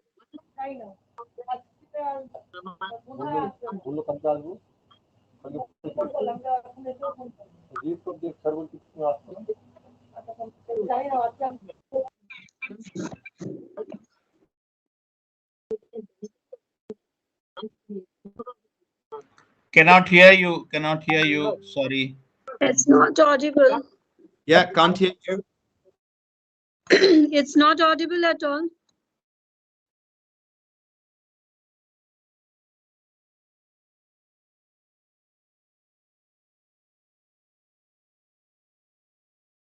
There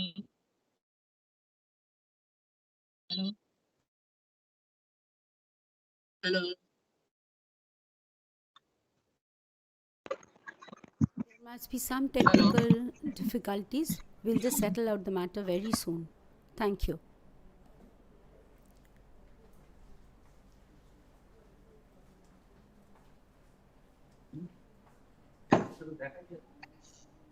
Check. Hello? Is it audible? Yes, audible. Very audible, very audible. Sir, can we have the permission to please start from the beginning? It's fine with me. Yeah, I don't know about the others. Sure, go for it. That's fine with me.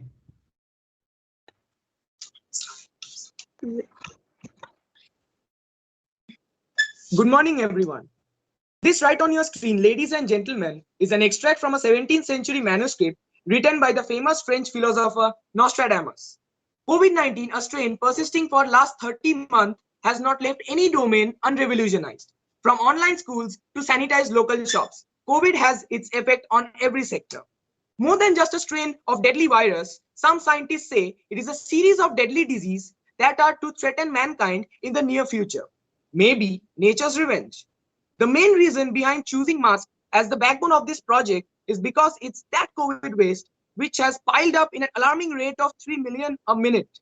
Mask is such a trouble that neither can it be left in the open nor can it be dumped for a long period of time. If left in the open, the mask may spread the deadly virus, and if dumped, it may release microplastics, which will harm the environment. Masks can also kill animals by entangling them or by releasing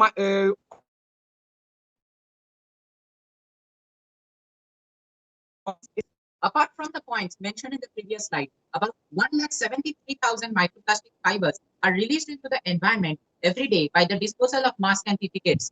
The disinfectants applied on the roads by the government of India to check the germs contain triclosan, which kill non-targeted beneficial species and create ecological imbalance. Syringes and glass vials used for vaccination create biomedical waste.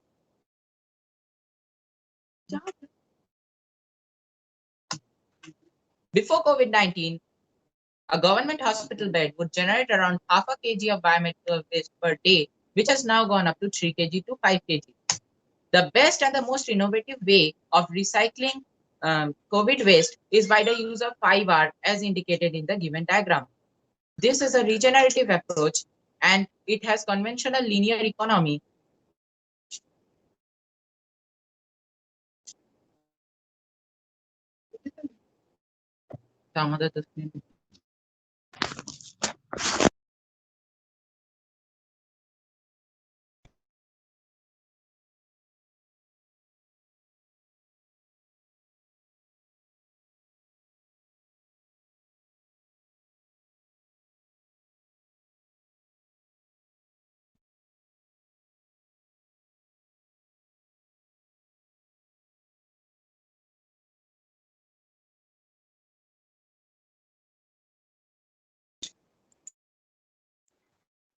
Am I visible? Am I audible? Time is being consumed. Please proceed. Time is being consumed. Not from the beginning. Apart from the points mentioned in the previous slide, about 173,000 microplastic fibers are released into the environment every day by the disposal of masks and Ppe Kits. Disinfectants applied on roads contain triclosan, which kill non-targeted beneficial species and create ecological imbalance. The syringes and glass vials used for vaccination also create biomedical waste. Before COVID-19, a government hospital bed would generate around half a kg of biomedical waste per day, which has now gone up to 3 kg to 5 kg. The best and the most innovative way of recycling COVID waste is by the use of 5Rs, as indicated in the diagram. It helps us tackle global challenges like climate changes, biodiversity loss, waste, and pollution. We embark on a mission to regenerate the synthetic rayon from an used mask. The used mask is disinfected by keeping it in sunlight for 3 to 4 days. The cotton portion of the mask, removed from all other constituents, is immersed in a solution of cuprammonium hydroxide, which is prepared by mixing copper carbonate and ammonium hydroxide. This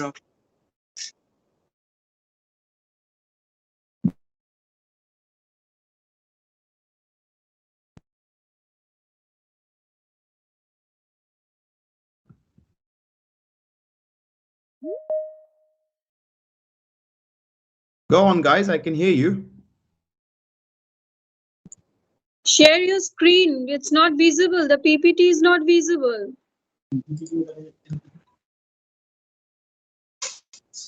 Sir, is the PPT visible now? Yeah, we can see it. Yes, Go on. it is. The need to actually getting disrupted, sir. Can we continue? Sir, can we continue? Please proceed. Yes, no, please continue. Okay. Sir, the shredded small portion of mask is put into a solution of cuprammonium hydroxide. This is prepared by mixing copper carbonate and ammonium hydroxide. This reagent breaks the 1,4-alpha glycosidic linkages in the cellulose chain and breaks them into individual glucose units. This inky blue solution is syringed into a solution of 1 molar sulfuric acid. Sulfuric acid acts as the regenerating reagent and supplies water back into the glycosidic linkages via the process of condensation. Sulfuric acid also displaces the color of the fiber by displacing the copper salts and also neutralizes the basic radicals. We put this solution, which is slimy to touch, known as artificial cellulose, into water and thoroughly wash it. What washing does is that since water does not dissolve cellulose, it increases its tensile strength by hastening polymerization. We dry the fiber and get it into a mold, which can be further driven into longer rayon fibers. Pertaining to the implementation of this process on a large scale, we must analyze whether it is commercially feasible. The entire process is cost-effective as the reagents used are cheap and easily available. It did not produce any toxic substances nor caused any thermal pollution as most of the reactions were endothermic. On implementing this process on large scale, it will not exploit the fossil fuels because there was no requirement of external heat supply. The various byproducts obtained in different steps of the reactions can be reused in the chemical industry. Apart from this, the final rayon fiber obtained is extremely profitable in the fashion industries. Interestingly, this rayon fiber can be used in artificial kidneys. Summing up, this entire process is of extreme commercial importance. Thank you.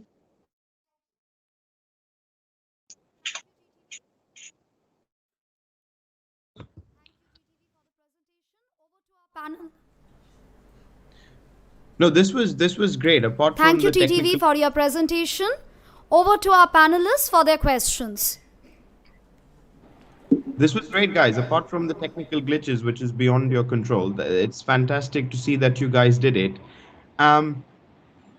Has this been done by somebody else apart from you, or are you saying you guys are the innovators of this new technique? Because it seems really fantastic to see you guys have done it. So this is means first time this has been prepared, but this complete idea has been generated by our respected chemistry faculties. Means there was no external or there was no precursor to this.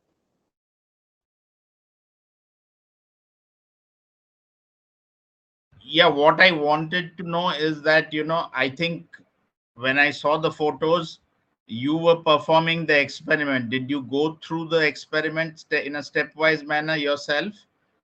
Yes, sir, definitely. We did it. Okay, you did that and you got the expected results. Yes, sir, we got the rayon fibers which we were trying to get. Okay. That's a big thing. Yeah. Yeah, and how long did you take? How much do you think is this commercially feasible? Like, can you pass this on? Because I know your school is situated in a place which is quite industrial, so it can be sort of upscaled. Yes, sir. And sir, we are producing such a material, means we are trying to produce that rayon material, and in a very locality we are having a very big rayon industry which is known by the name of Keshoram rayon, and we think that if by some means this can be brought into a larger answer, means it's cheap, and if it can be brought on a larger scale, we can sell off the raw material rayon which we got into any kind of industry, any kind of fashion industry which is concerned with all these kinds of, we are concerned with the fibers. who want the fibers as raw materials. No, I'm impressed. This is great stuff. Thank you, sir.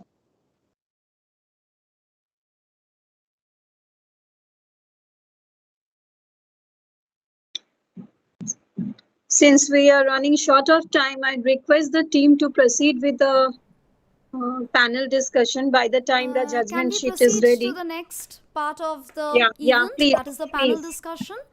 Or would I now request our anchors to come up and start off with our panel discussion? Can we proceed, sir? Yeah, please. Yes, please.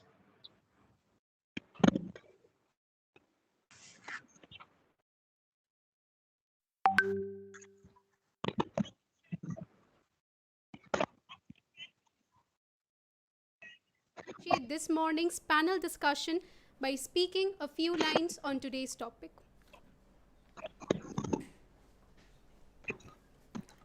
Good morning, everyone. In this pandemic situation, one of the main protocols is to wear masks. Usage of masks prevent people from getting affected, but leads to environmental pollution due to unthoughtful discarding. This results in the deterioration of the aesthetic value of environment. Disposable face masks are at times dumped into water bodies, which pollutes water and harms aquatic life. According to the figures of India's environmental watchdog, nearly 20,000 tons of coronavirus-related biomedical waste was generated between June to September. It is high time for us to take preventions to prevent ourselves from the harmful consequences of these wastes.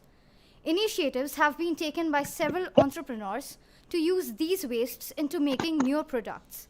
For example, Binish Desai from Gujarat has found a way to turn used disposable masks into bricks.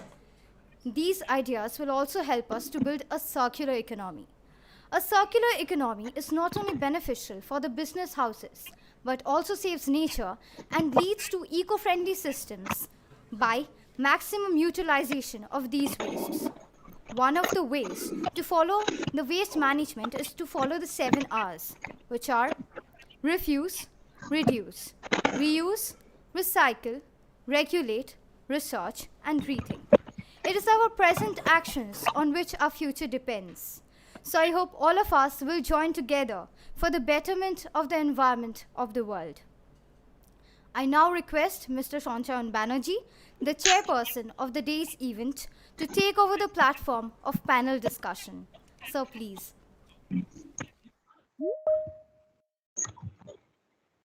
Thank you. And yeah, welcome everyone. I mean, this has been a huge range of fascinating presentations really this morning. I started off at 5 in the morning because I'm currently in London, and I was really amused to see the variety of the work that was being presented.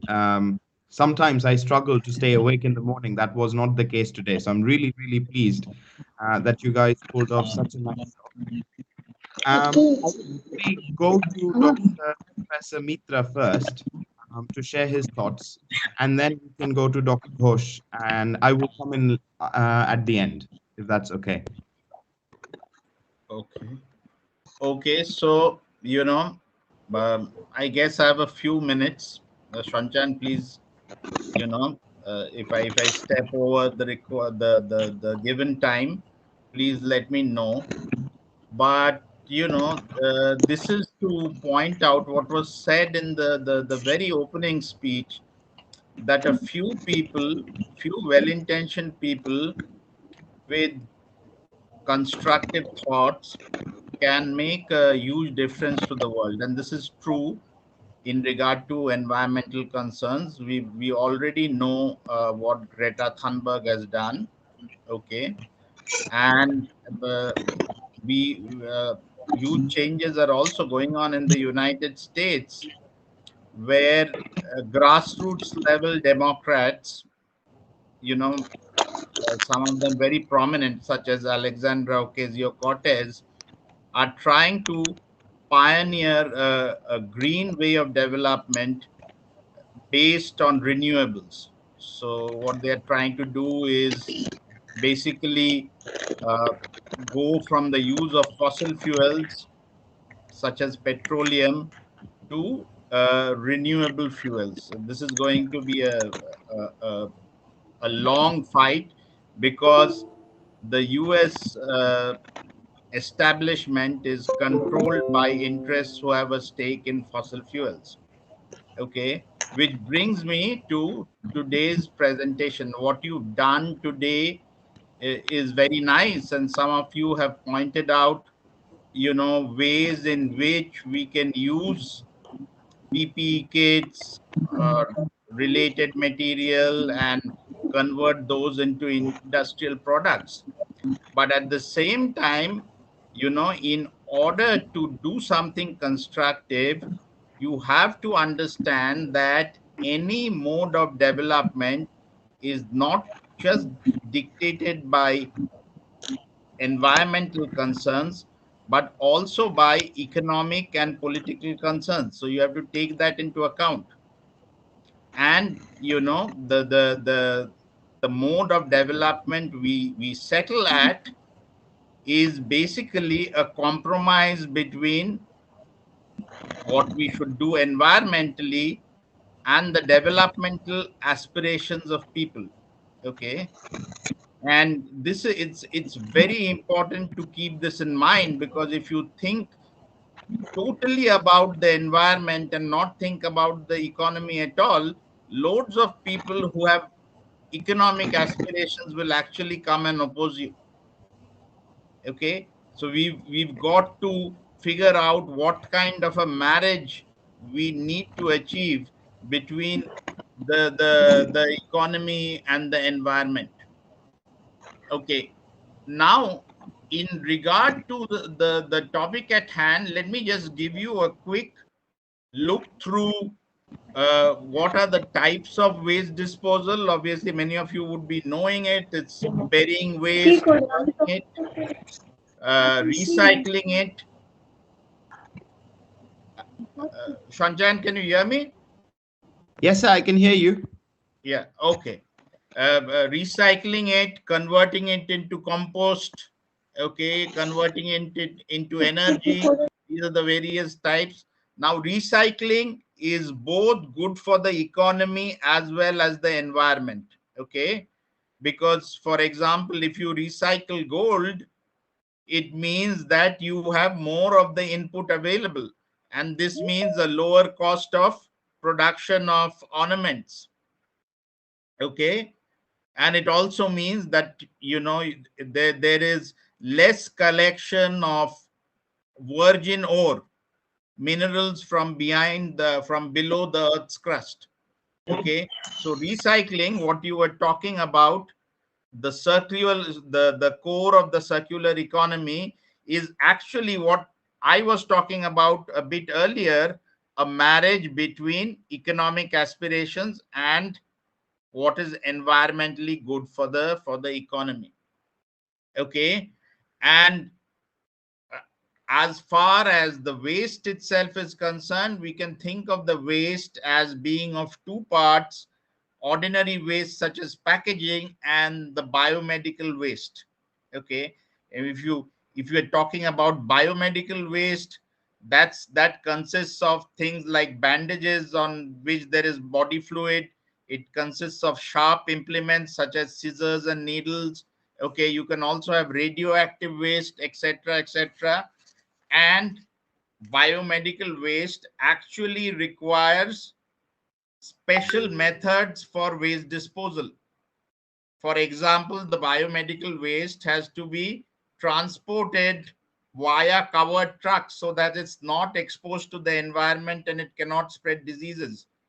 And then it is burnt in what is called as as an incinerator. Okay, which means that again, the smoke doesn't hit the environment. It's everything is covered. Okay, so what happened in the COVID pandemic is, of course, the amount of biomedical waste went up, and therefore the amount of total waste generated went up. And the reason why biomedical waste went up is because of two reasons. One is the COVID protocols required that you use all these various things, masks, gloves, etc. Okay, so what happened? That a person consigned to a hospital for a day would generate more waste. Earlier, it was way less than 2 kgs. Now, the latest figure from a UN publication shows that it's 3.4 kgs of waste per day in a developing country. Okay. And there has been a 500% increase in generation of healthcare waste in various countries. Now, the last thing which I want to talk about is the particular case of India, and the United Nations recognizes that India has been quite proactive in this regard, in the sense that it has actually enacted regulations uh, which cater to COVID in the post-COVID period. Okay, so there were the biomedical waste management rules enacted in 2016, and then specialized rules enacted in the after the COVID pandemic set in, which meant a huge increase in waste management capacity. I mean, I really cannot see the waste management capacity, but because and we have managed to control the pandemic, I think that India has made a reasonable effort in managing the waste. Okay, more details might come in from some of the other experts here. Okay, but the basic idea is, okay, we have had a huge increase in waste management capacity in India. Looks like, at least that's what United Nations says, we've coped with it. So what happens after COVID? We've generated this huge waste management capacity. Is it going to lie unused? And the answer is no. And I'll give you 4 reasons for that. One is population. Current population is 136 crores. Okay. And the Indian population will stabilize at 150 crores in 2040. So we are still looking at a 10% increase in population before it stabilizes. Urbanization, more urban ways of living means more waste generated. Even among cities, you have more urban cities and less urban cities. So if I compare Agartala to New Delhi, the amount of waste disposed of per capita is 20 times that in Agartala. Okay. So therefore, we know that it's not a yes no thing. If we go from rural to urban, it's a continuum. Okay, and we're not only going to have a higher urban population, we are going to have a more urbanized urban population, more of these metropolises. We have 8 metros now. We might have 20 metros in 2050. Okay, and the urbanization trend is, it's 35% of the Indian population is urban today, and it is projected to be 54.2% by 2050. So again, a lot of waste generated. Okay, the second thing which the third thing which I'm going to look at is life expectancy.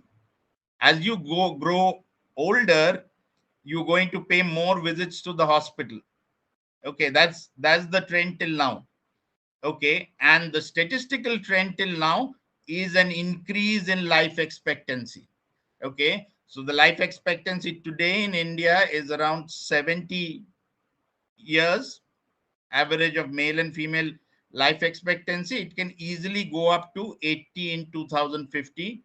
Okay, and while we've solved the problems of life expectancy, we haven't solved the problem of quality of life for the elderly.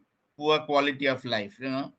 We all have very old relatives who have to be taken to the hospital very frequently, and this means more hospitalization, more medical waste generated, and all that. You have to cope with that as well. Okay, and the last is, of course, per capita income growth. Okay, we would expect to have per capita income growth of close to 4% for some time into the future, which means more consumption. Okay, and more consumption involves more packaging, etc., more generation of waste. So somewhere during these COVID times, we have invested in our waste management system and incurred the costs, which can lead to a higher magnitude of waste management in the future. Okay, we need to do something. I think, for example, there's this talk about recycling, and a lot of human workers are involved and they get infected because of healthcare waste. And artificial intelligence has now generated lots of ways in which waste can be handled without involving humans directly in the line of fire. Let's say, sorry if I've sort of overstayed my welcome here. Yeah. Not at all. I think those are very excellent thoughts to start with, really, on the waste management side of things, which is a big part of this consumption production challenge. I'll share my thoughts more when I sort of tie in with my comments, but let's go to Dr. Ghosh for his thoughts. Thank you, Sancharan, and it was a very excellent, very great experience to hear from the students particularly, and obviously also from Dr. Siddharth uh, for his thought-provoking and that all the statistical things. For the students, I am not saying any statistical thing, just to say to few words. The recycling of waste is a very traditional thing in country, and it is being acknowledged from all over the world. Each and everything in front of from our ancestral life, each and everything we are not generally we are not throwing out. Our very big example. Janina, I don't know whether the students of this age they know that thing, that katha. All the waste materials, all the waste cloths were used to make a very good and very beautifully looking quill type of things. Katha. This is our tradition, and now in modern days also, we are probably front runner in reusing the waste in our country. And this COVID waste, it was an emergency, and still now it is an emergency.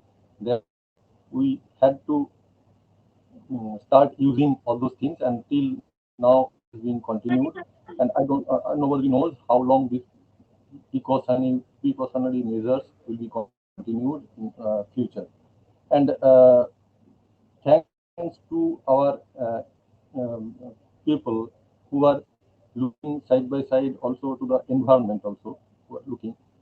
For them, these different kinds of alternate ways of reusing these wastes are now coming out, which were highlighted by the students also. And but still it is a long way to go.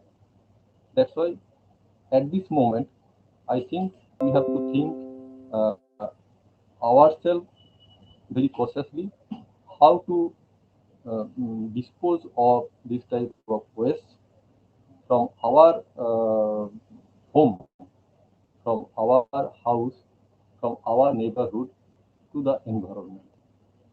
And which guidelines are there by the government, by the researchers, by the scientists, we have to follow those things at this moment to save our environment, to save our soil, to save our water, to save our biodiversity at large. Uh, just to follow the government guidelines, just to follow that simple guidelines, disinfect and all those waste, and to throw a particular place so that it will not be going here and there in the water or in the soil or anywhere like this. And we all know what will be the consequences if it will go to the water or soil or anywhere else. What will be the consequences to our surrounding biodiversity? Uh, and one thing I like to highlight that those who are living in the metro cities, so-called those who are somewhat affluent, we are causing more harm to the environment in terms of this waste disposal. And not only this COVID waste, all kinds of waste are being disposed of a lot by the people like us, but the poor people, they are being affected mostly by our work. And this thing is happening throughout the globe. That's why we have to cautious more for disposing of this waste. Again, I am repeating, simply by following the norms and guidelines given by the government and the scientists all over the world and India also. Thank you a lot. It was a great experience to hear all those things. Thank you.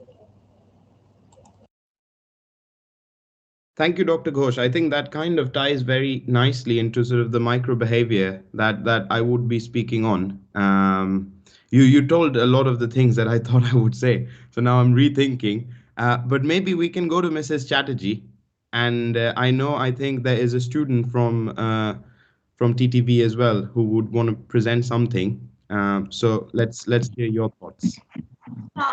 Since we are running short of time, Mr. Banerjee, I'd request you to put your thought first, and then I will just conclude with one or two lines of motivation. It was it was wonderful to watch students to come up with stunning ideas, and there are so many ways the two panelists have already spoken. So let's have your idea and then I will conclude because we are running short of time and I know that you have some more meetings to join today. So I'd request you to continue and then I'll conclude with one or two lines of motivation. Thank you. That's very thoughtful. So one of the things I picked up from most of the presentations, and this is somewhere where Professor Mitra commented on, we are academics. So what do we mean by the we?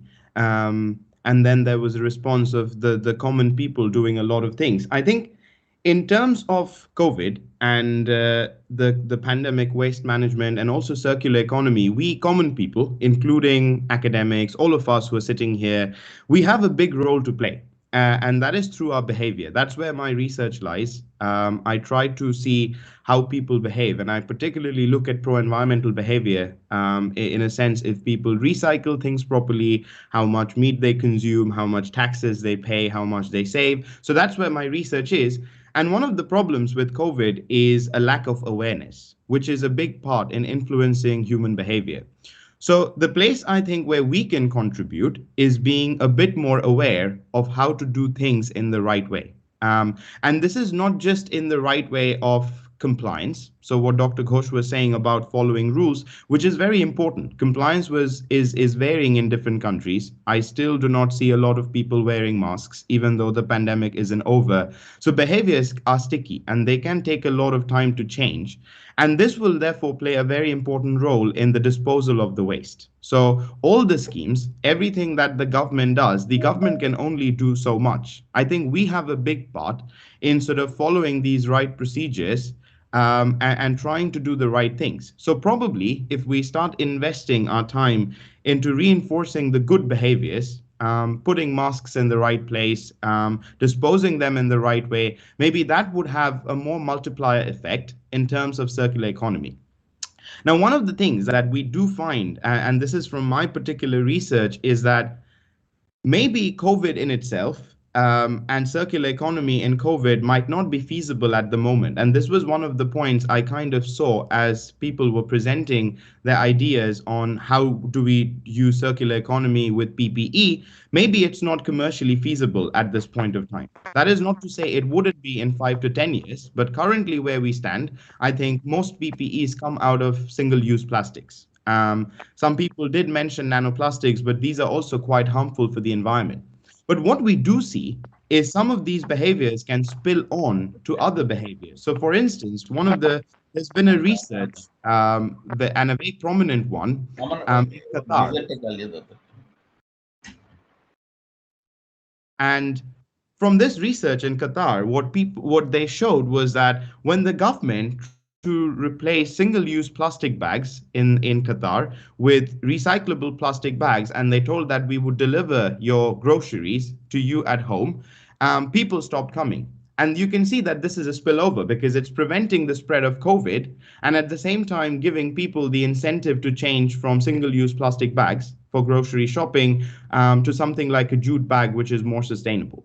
So there is a chance where we can use this COVID pandemic to spill over to other behaviors which might be good for the environment. Even if it doesn't come out of recycling the PPE at the moment, there are other things, and there might be other ways of how we can sort of use this knowledge to translate human behaviors, which can then sort of protect the environment. So on that note, I'll pass on to Mrs. Chatterjee, and I'll stay on for 10 more minutes. I've pushed back my other meeting, so I do want to listen to her thoughts and also hear the winners for today. Thank you, Mr. Banerjee. I'd add on most of the part regarding environmental and economics. All the panelists and you have covered. I would just add on to the label that what are the initiatives that are required in the school level. We, in the school level, the most important part is to spread awareness and to pull in students in all our initiatives into the waste management. Whatever activities we plan, whatever initiatives we take, young generation has to be in the loop so that their ideas in this session, this is proven up that how ideas were presented stunningly by the schools, and these were all formulated by the students. So spreading awareness to manage the waste. Then in the school level, we hold the SUPW project classes. So in the SUPW projects also, I request the schools to continue with this kind of initiatives to manage the pandemic waste in the nearby localities, spread awareness with the students in your SUPW classes whenever it is possible and applicable, and then hold this kind of seminars which is interactive, and at the same time students can also take part in it, so that only listening to ideas may not help them.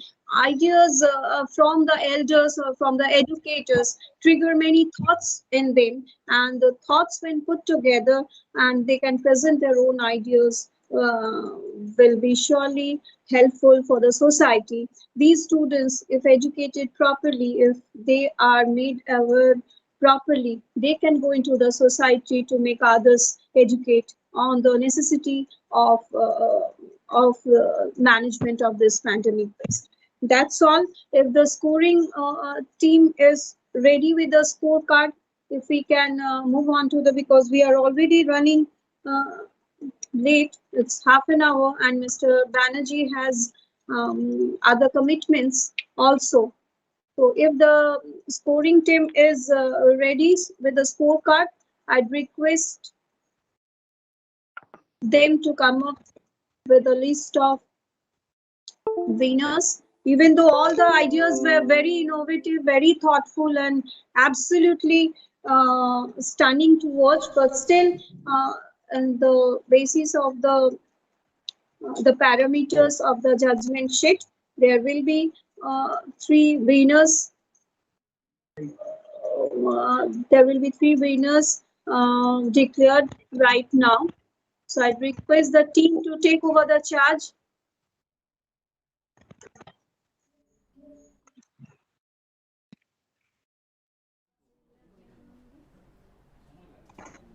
By the time the scorecard is ready, I'd like to extend my hearty thanks to all the principals, to the chair, to the panelists, to all the dear students for joining this session. It was one of a kind. For the first time, I think, in the school level, this kind of initiative was taken up by us, and it was great to have you all in our session. I am very much thankful to all the principals for joining the session. There are two prizes added. I think fourth and fifth also will be added. So over to the scoring team, if you can take the charge of the session, please.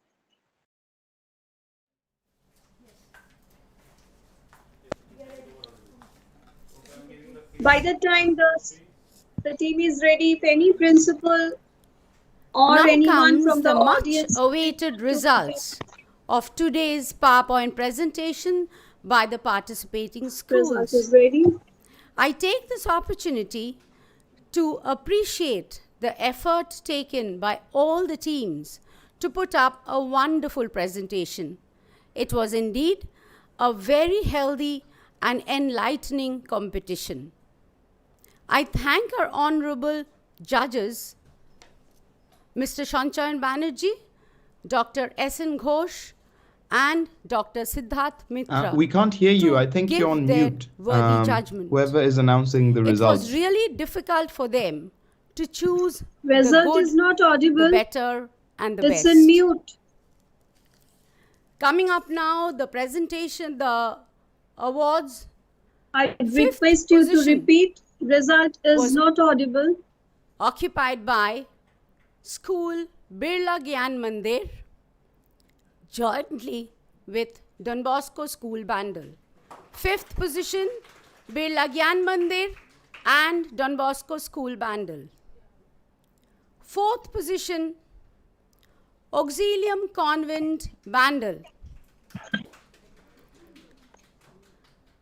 Third position, St. Joseph's Convent, Chandanagar. The second position, Aditya Academy Senior Secondary, Dum Dum. And the first position occupied by Tribeni Tissues, Vidyapith. Thank you all the participating schools. I hand over the announcement to Mrs. Polidhar for presenting her vote of thanks.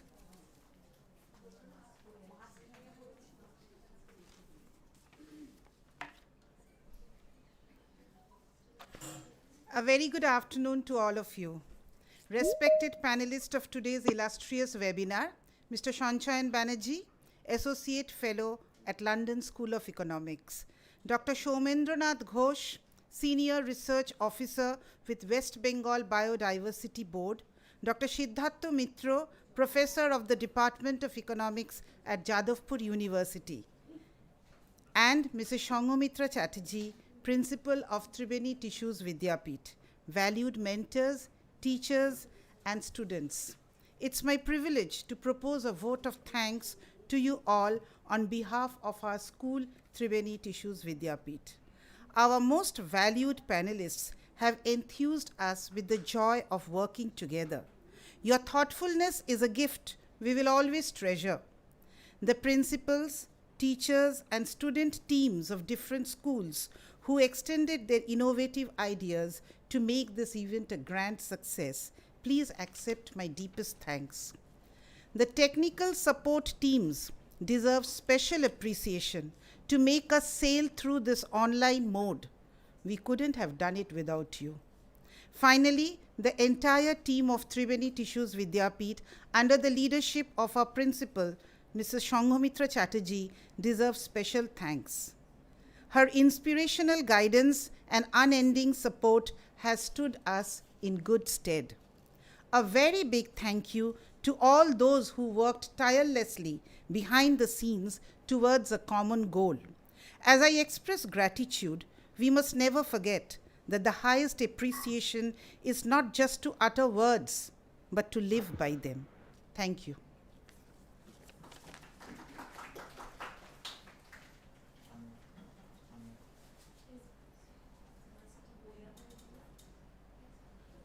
Thanks to all of you. If any principal is present here from any of the schools, I'd request them to express their views on the session just for 2 minutes, and then we would conclude. It was wonderful to thank you, Mr. Banerjee, for your valued time. Thank you, Dr. Siddhartha Mitra, and thank you, Dr. Resham Ghosh, for appearing for our session, even though it's a school level webinar, but still you have responded to our invitation. It's really great on your part. If any principal is present in the session, I'd request them to express their views on it. Firstly, let me thank Tribeni Tissues. It was a very unique idea, and thank you, panelists. You know, I've been to many webinars, and I haven't seen something like this. Thank you very much, panelists, for devoting your time and imparting so much knowledge to our students. Winning is not everything. Participation is the most. I'm not saying it because we don't win prizes, but there was so much knowledge that was imparted among our students. A student is always a student. He may be from any school. And my young citizens, they are the future of the country. We are going to hand over the world to them, and they are going to take us to a new high. Thank you very much, ma'am, Principal of Tribeni Tissues. Wonderful idea, and your team. It went off very smoothly. God bless, and we look forward for some more things like that. And we love to interact with a lot of people. And thank you once again. God bless. Thank you so much, sir. Thank you so much. There is a student also who is ready to put up some views here. Shubhadeep Roy.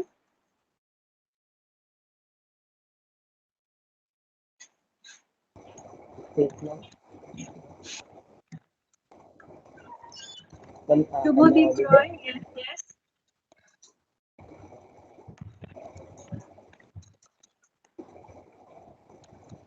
Thank you so much, in case. Thank you, Shubhadeep, for joining the session. We'd like to conclude here as thank you so much once again to Mr. Sanchan Banerjee, and thanks to Dr. Mitra and Dr. Ghosh. Thanks Thank to you for Team having us. TTV. Thank you. It Thanks was to Team TTV also for your efforts and support to the students, to the members of all the schools. Thank you so much. Thank you, sir. Thank you, ma'am. Bye. Jai Hind.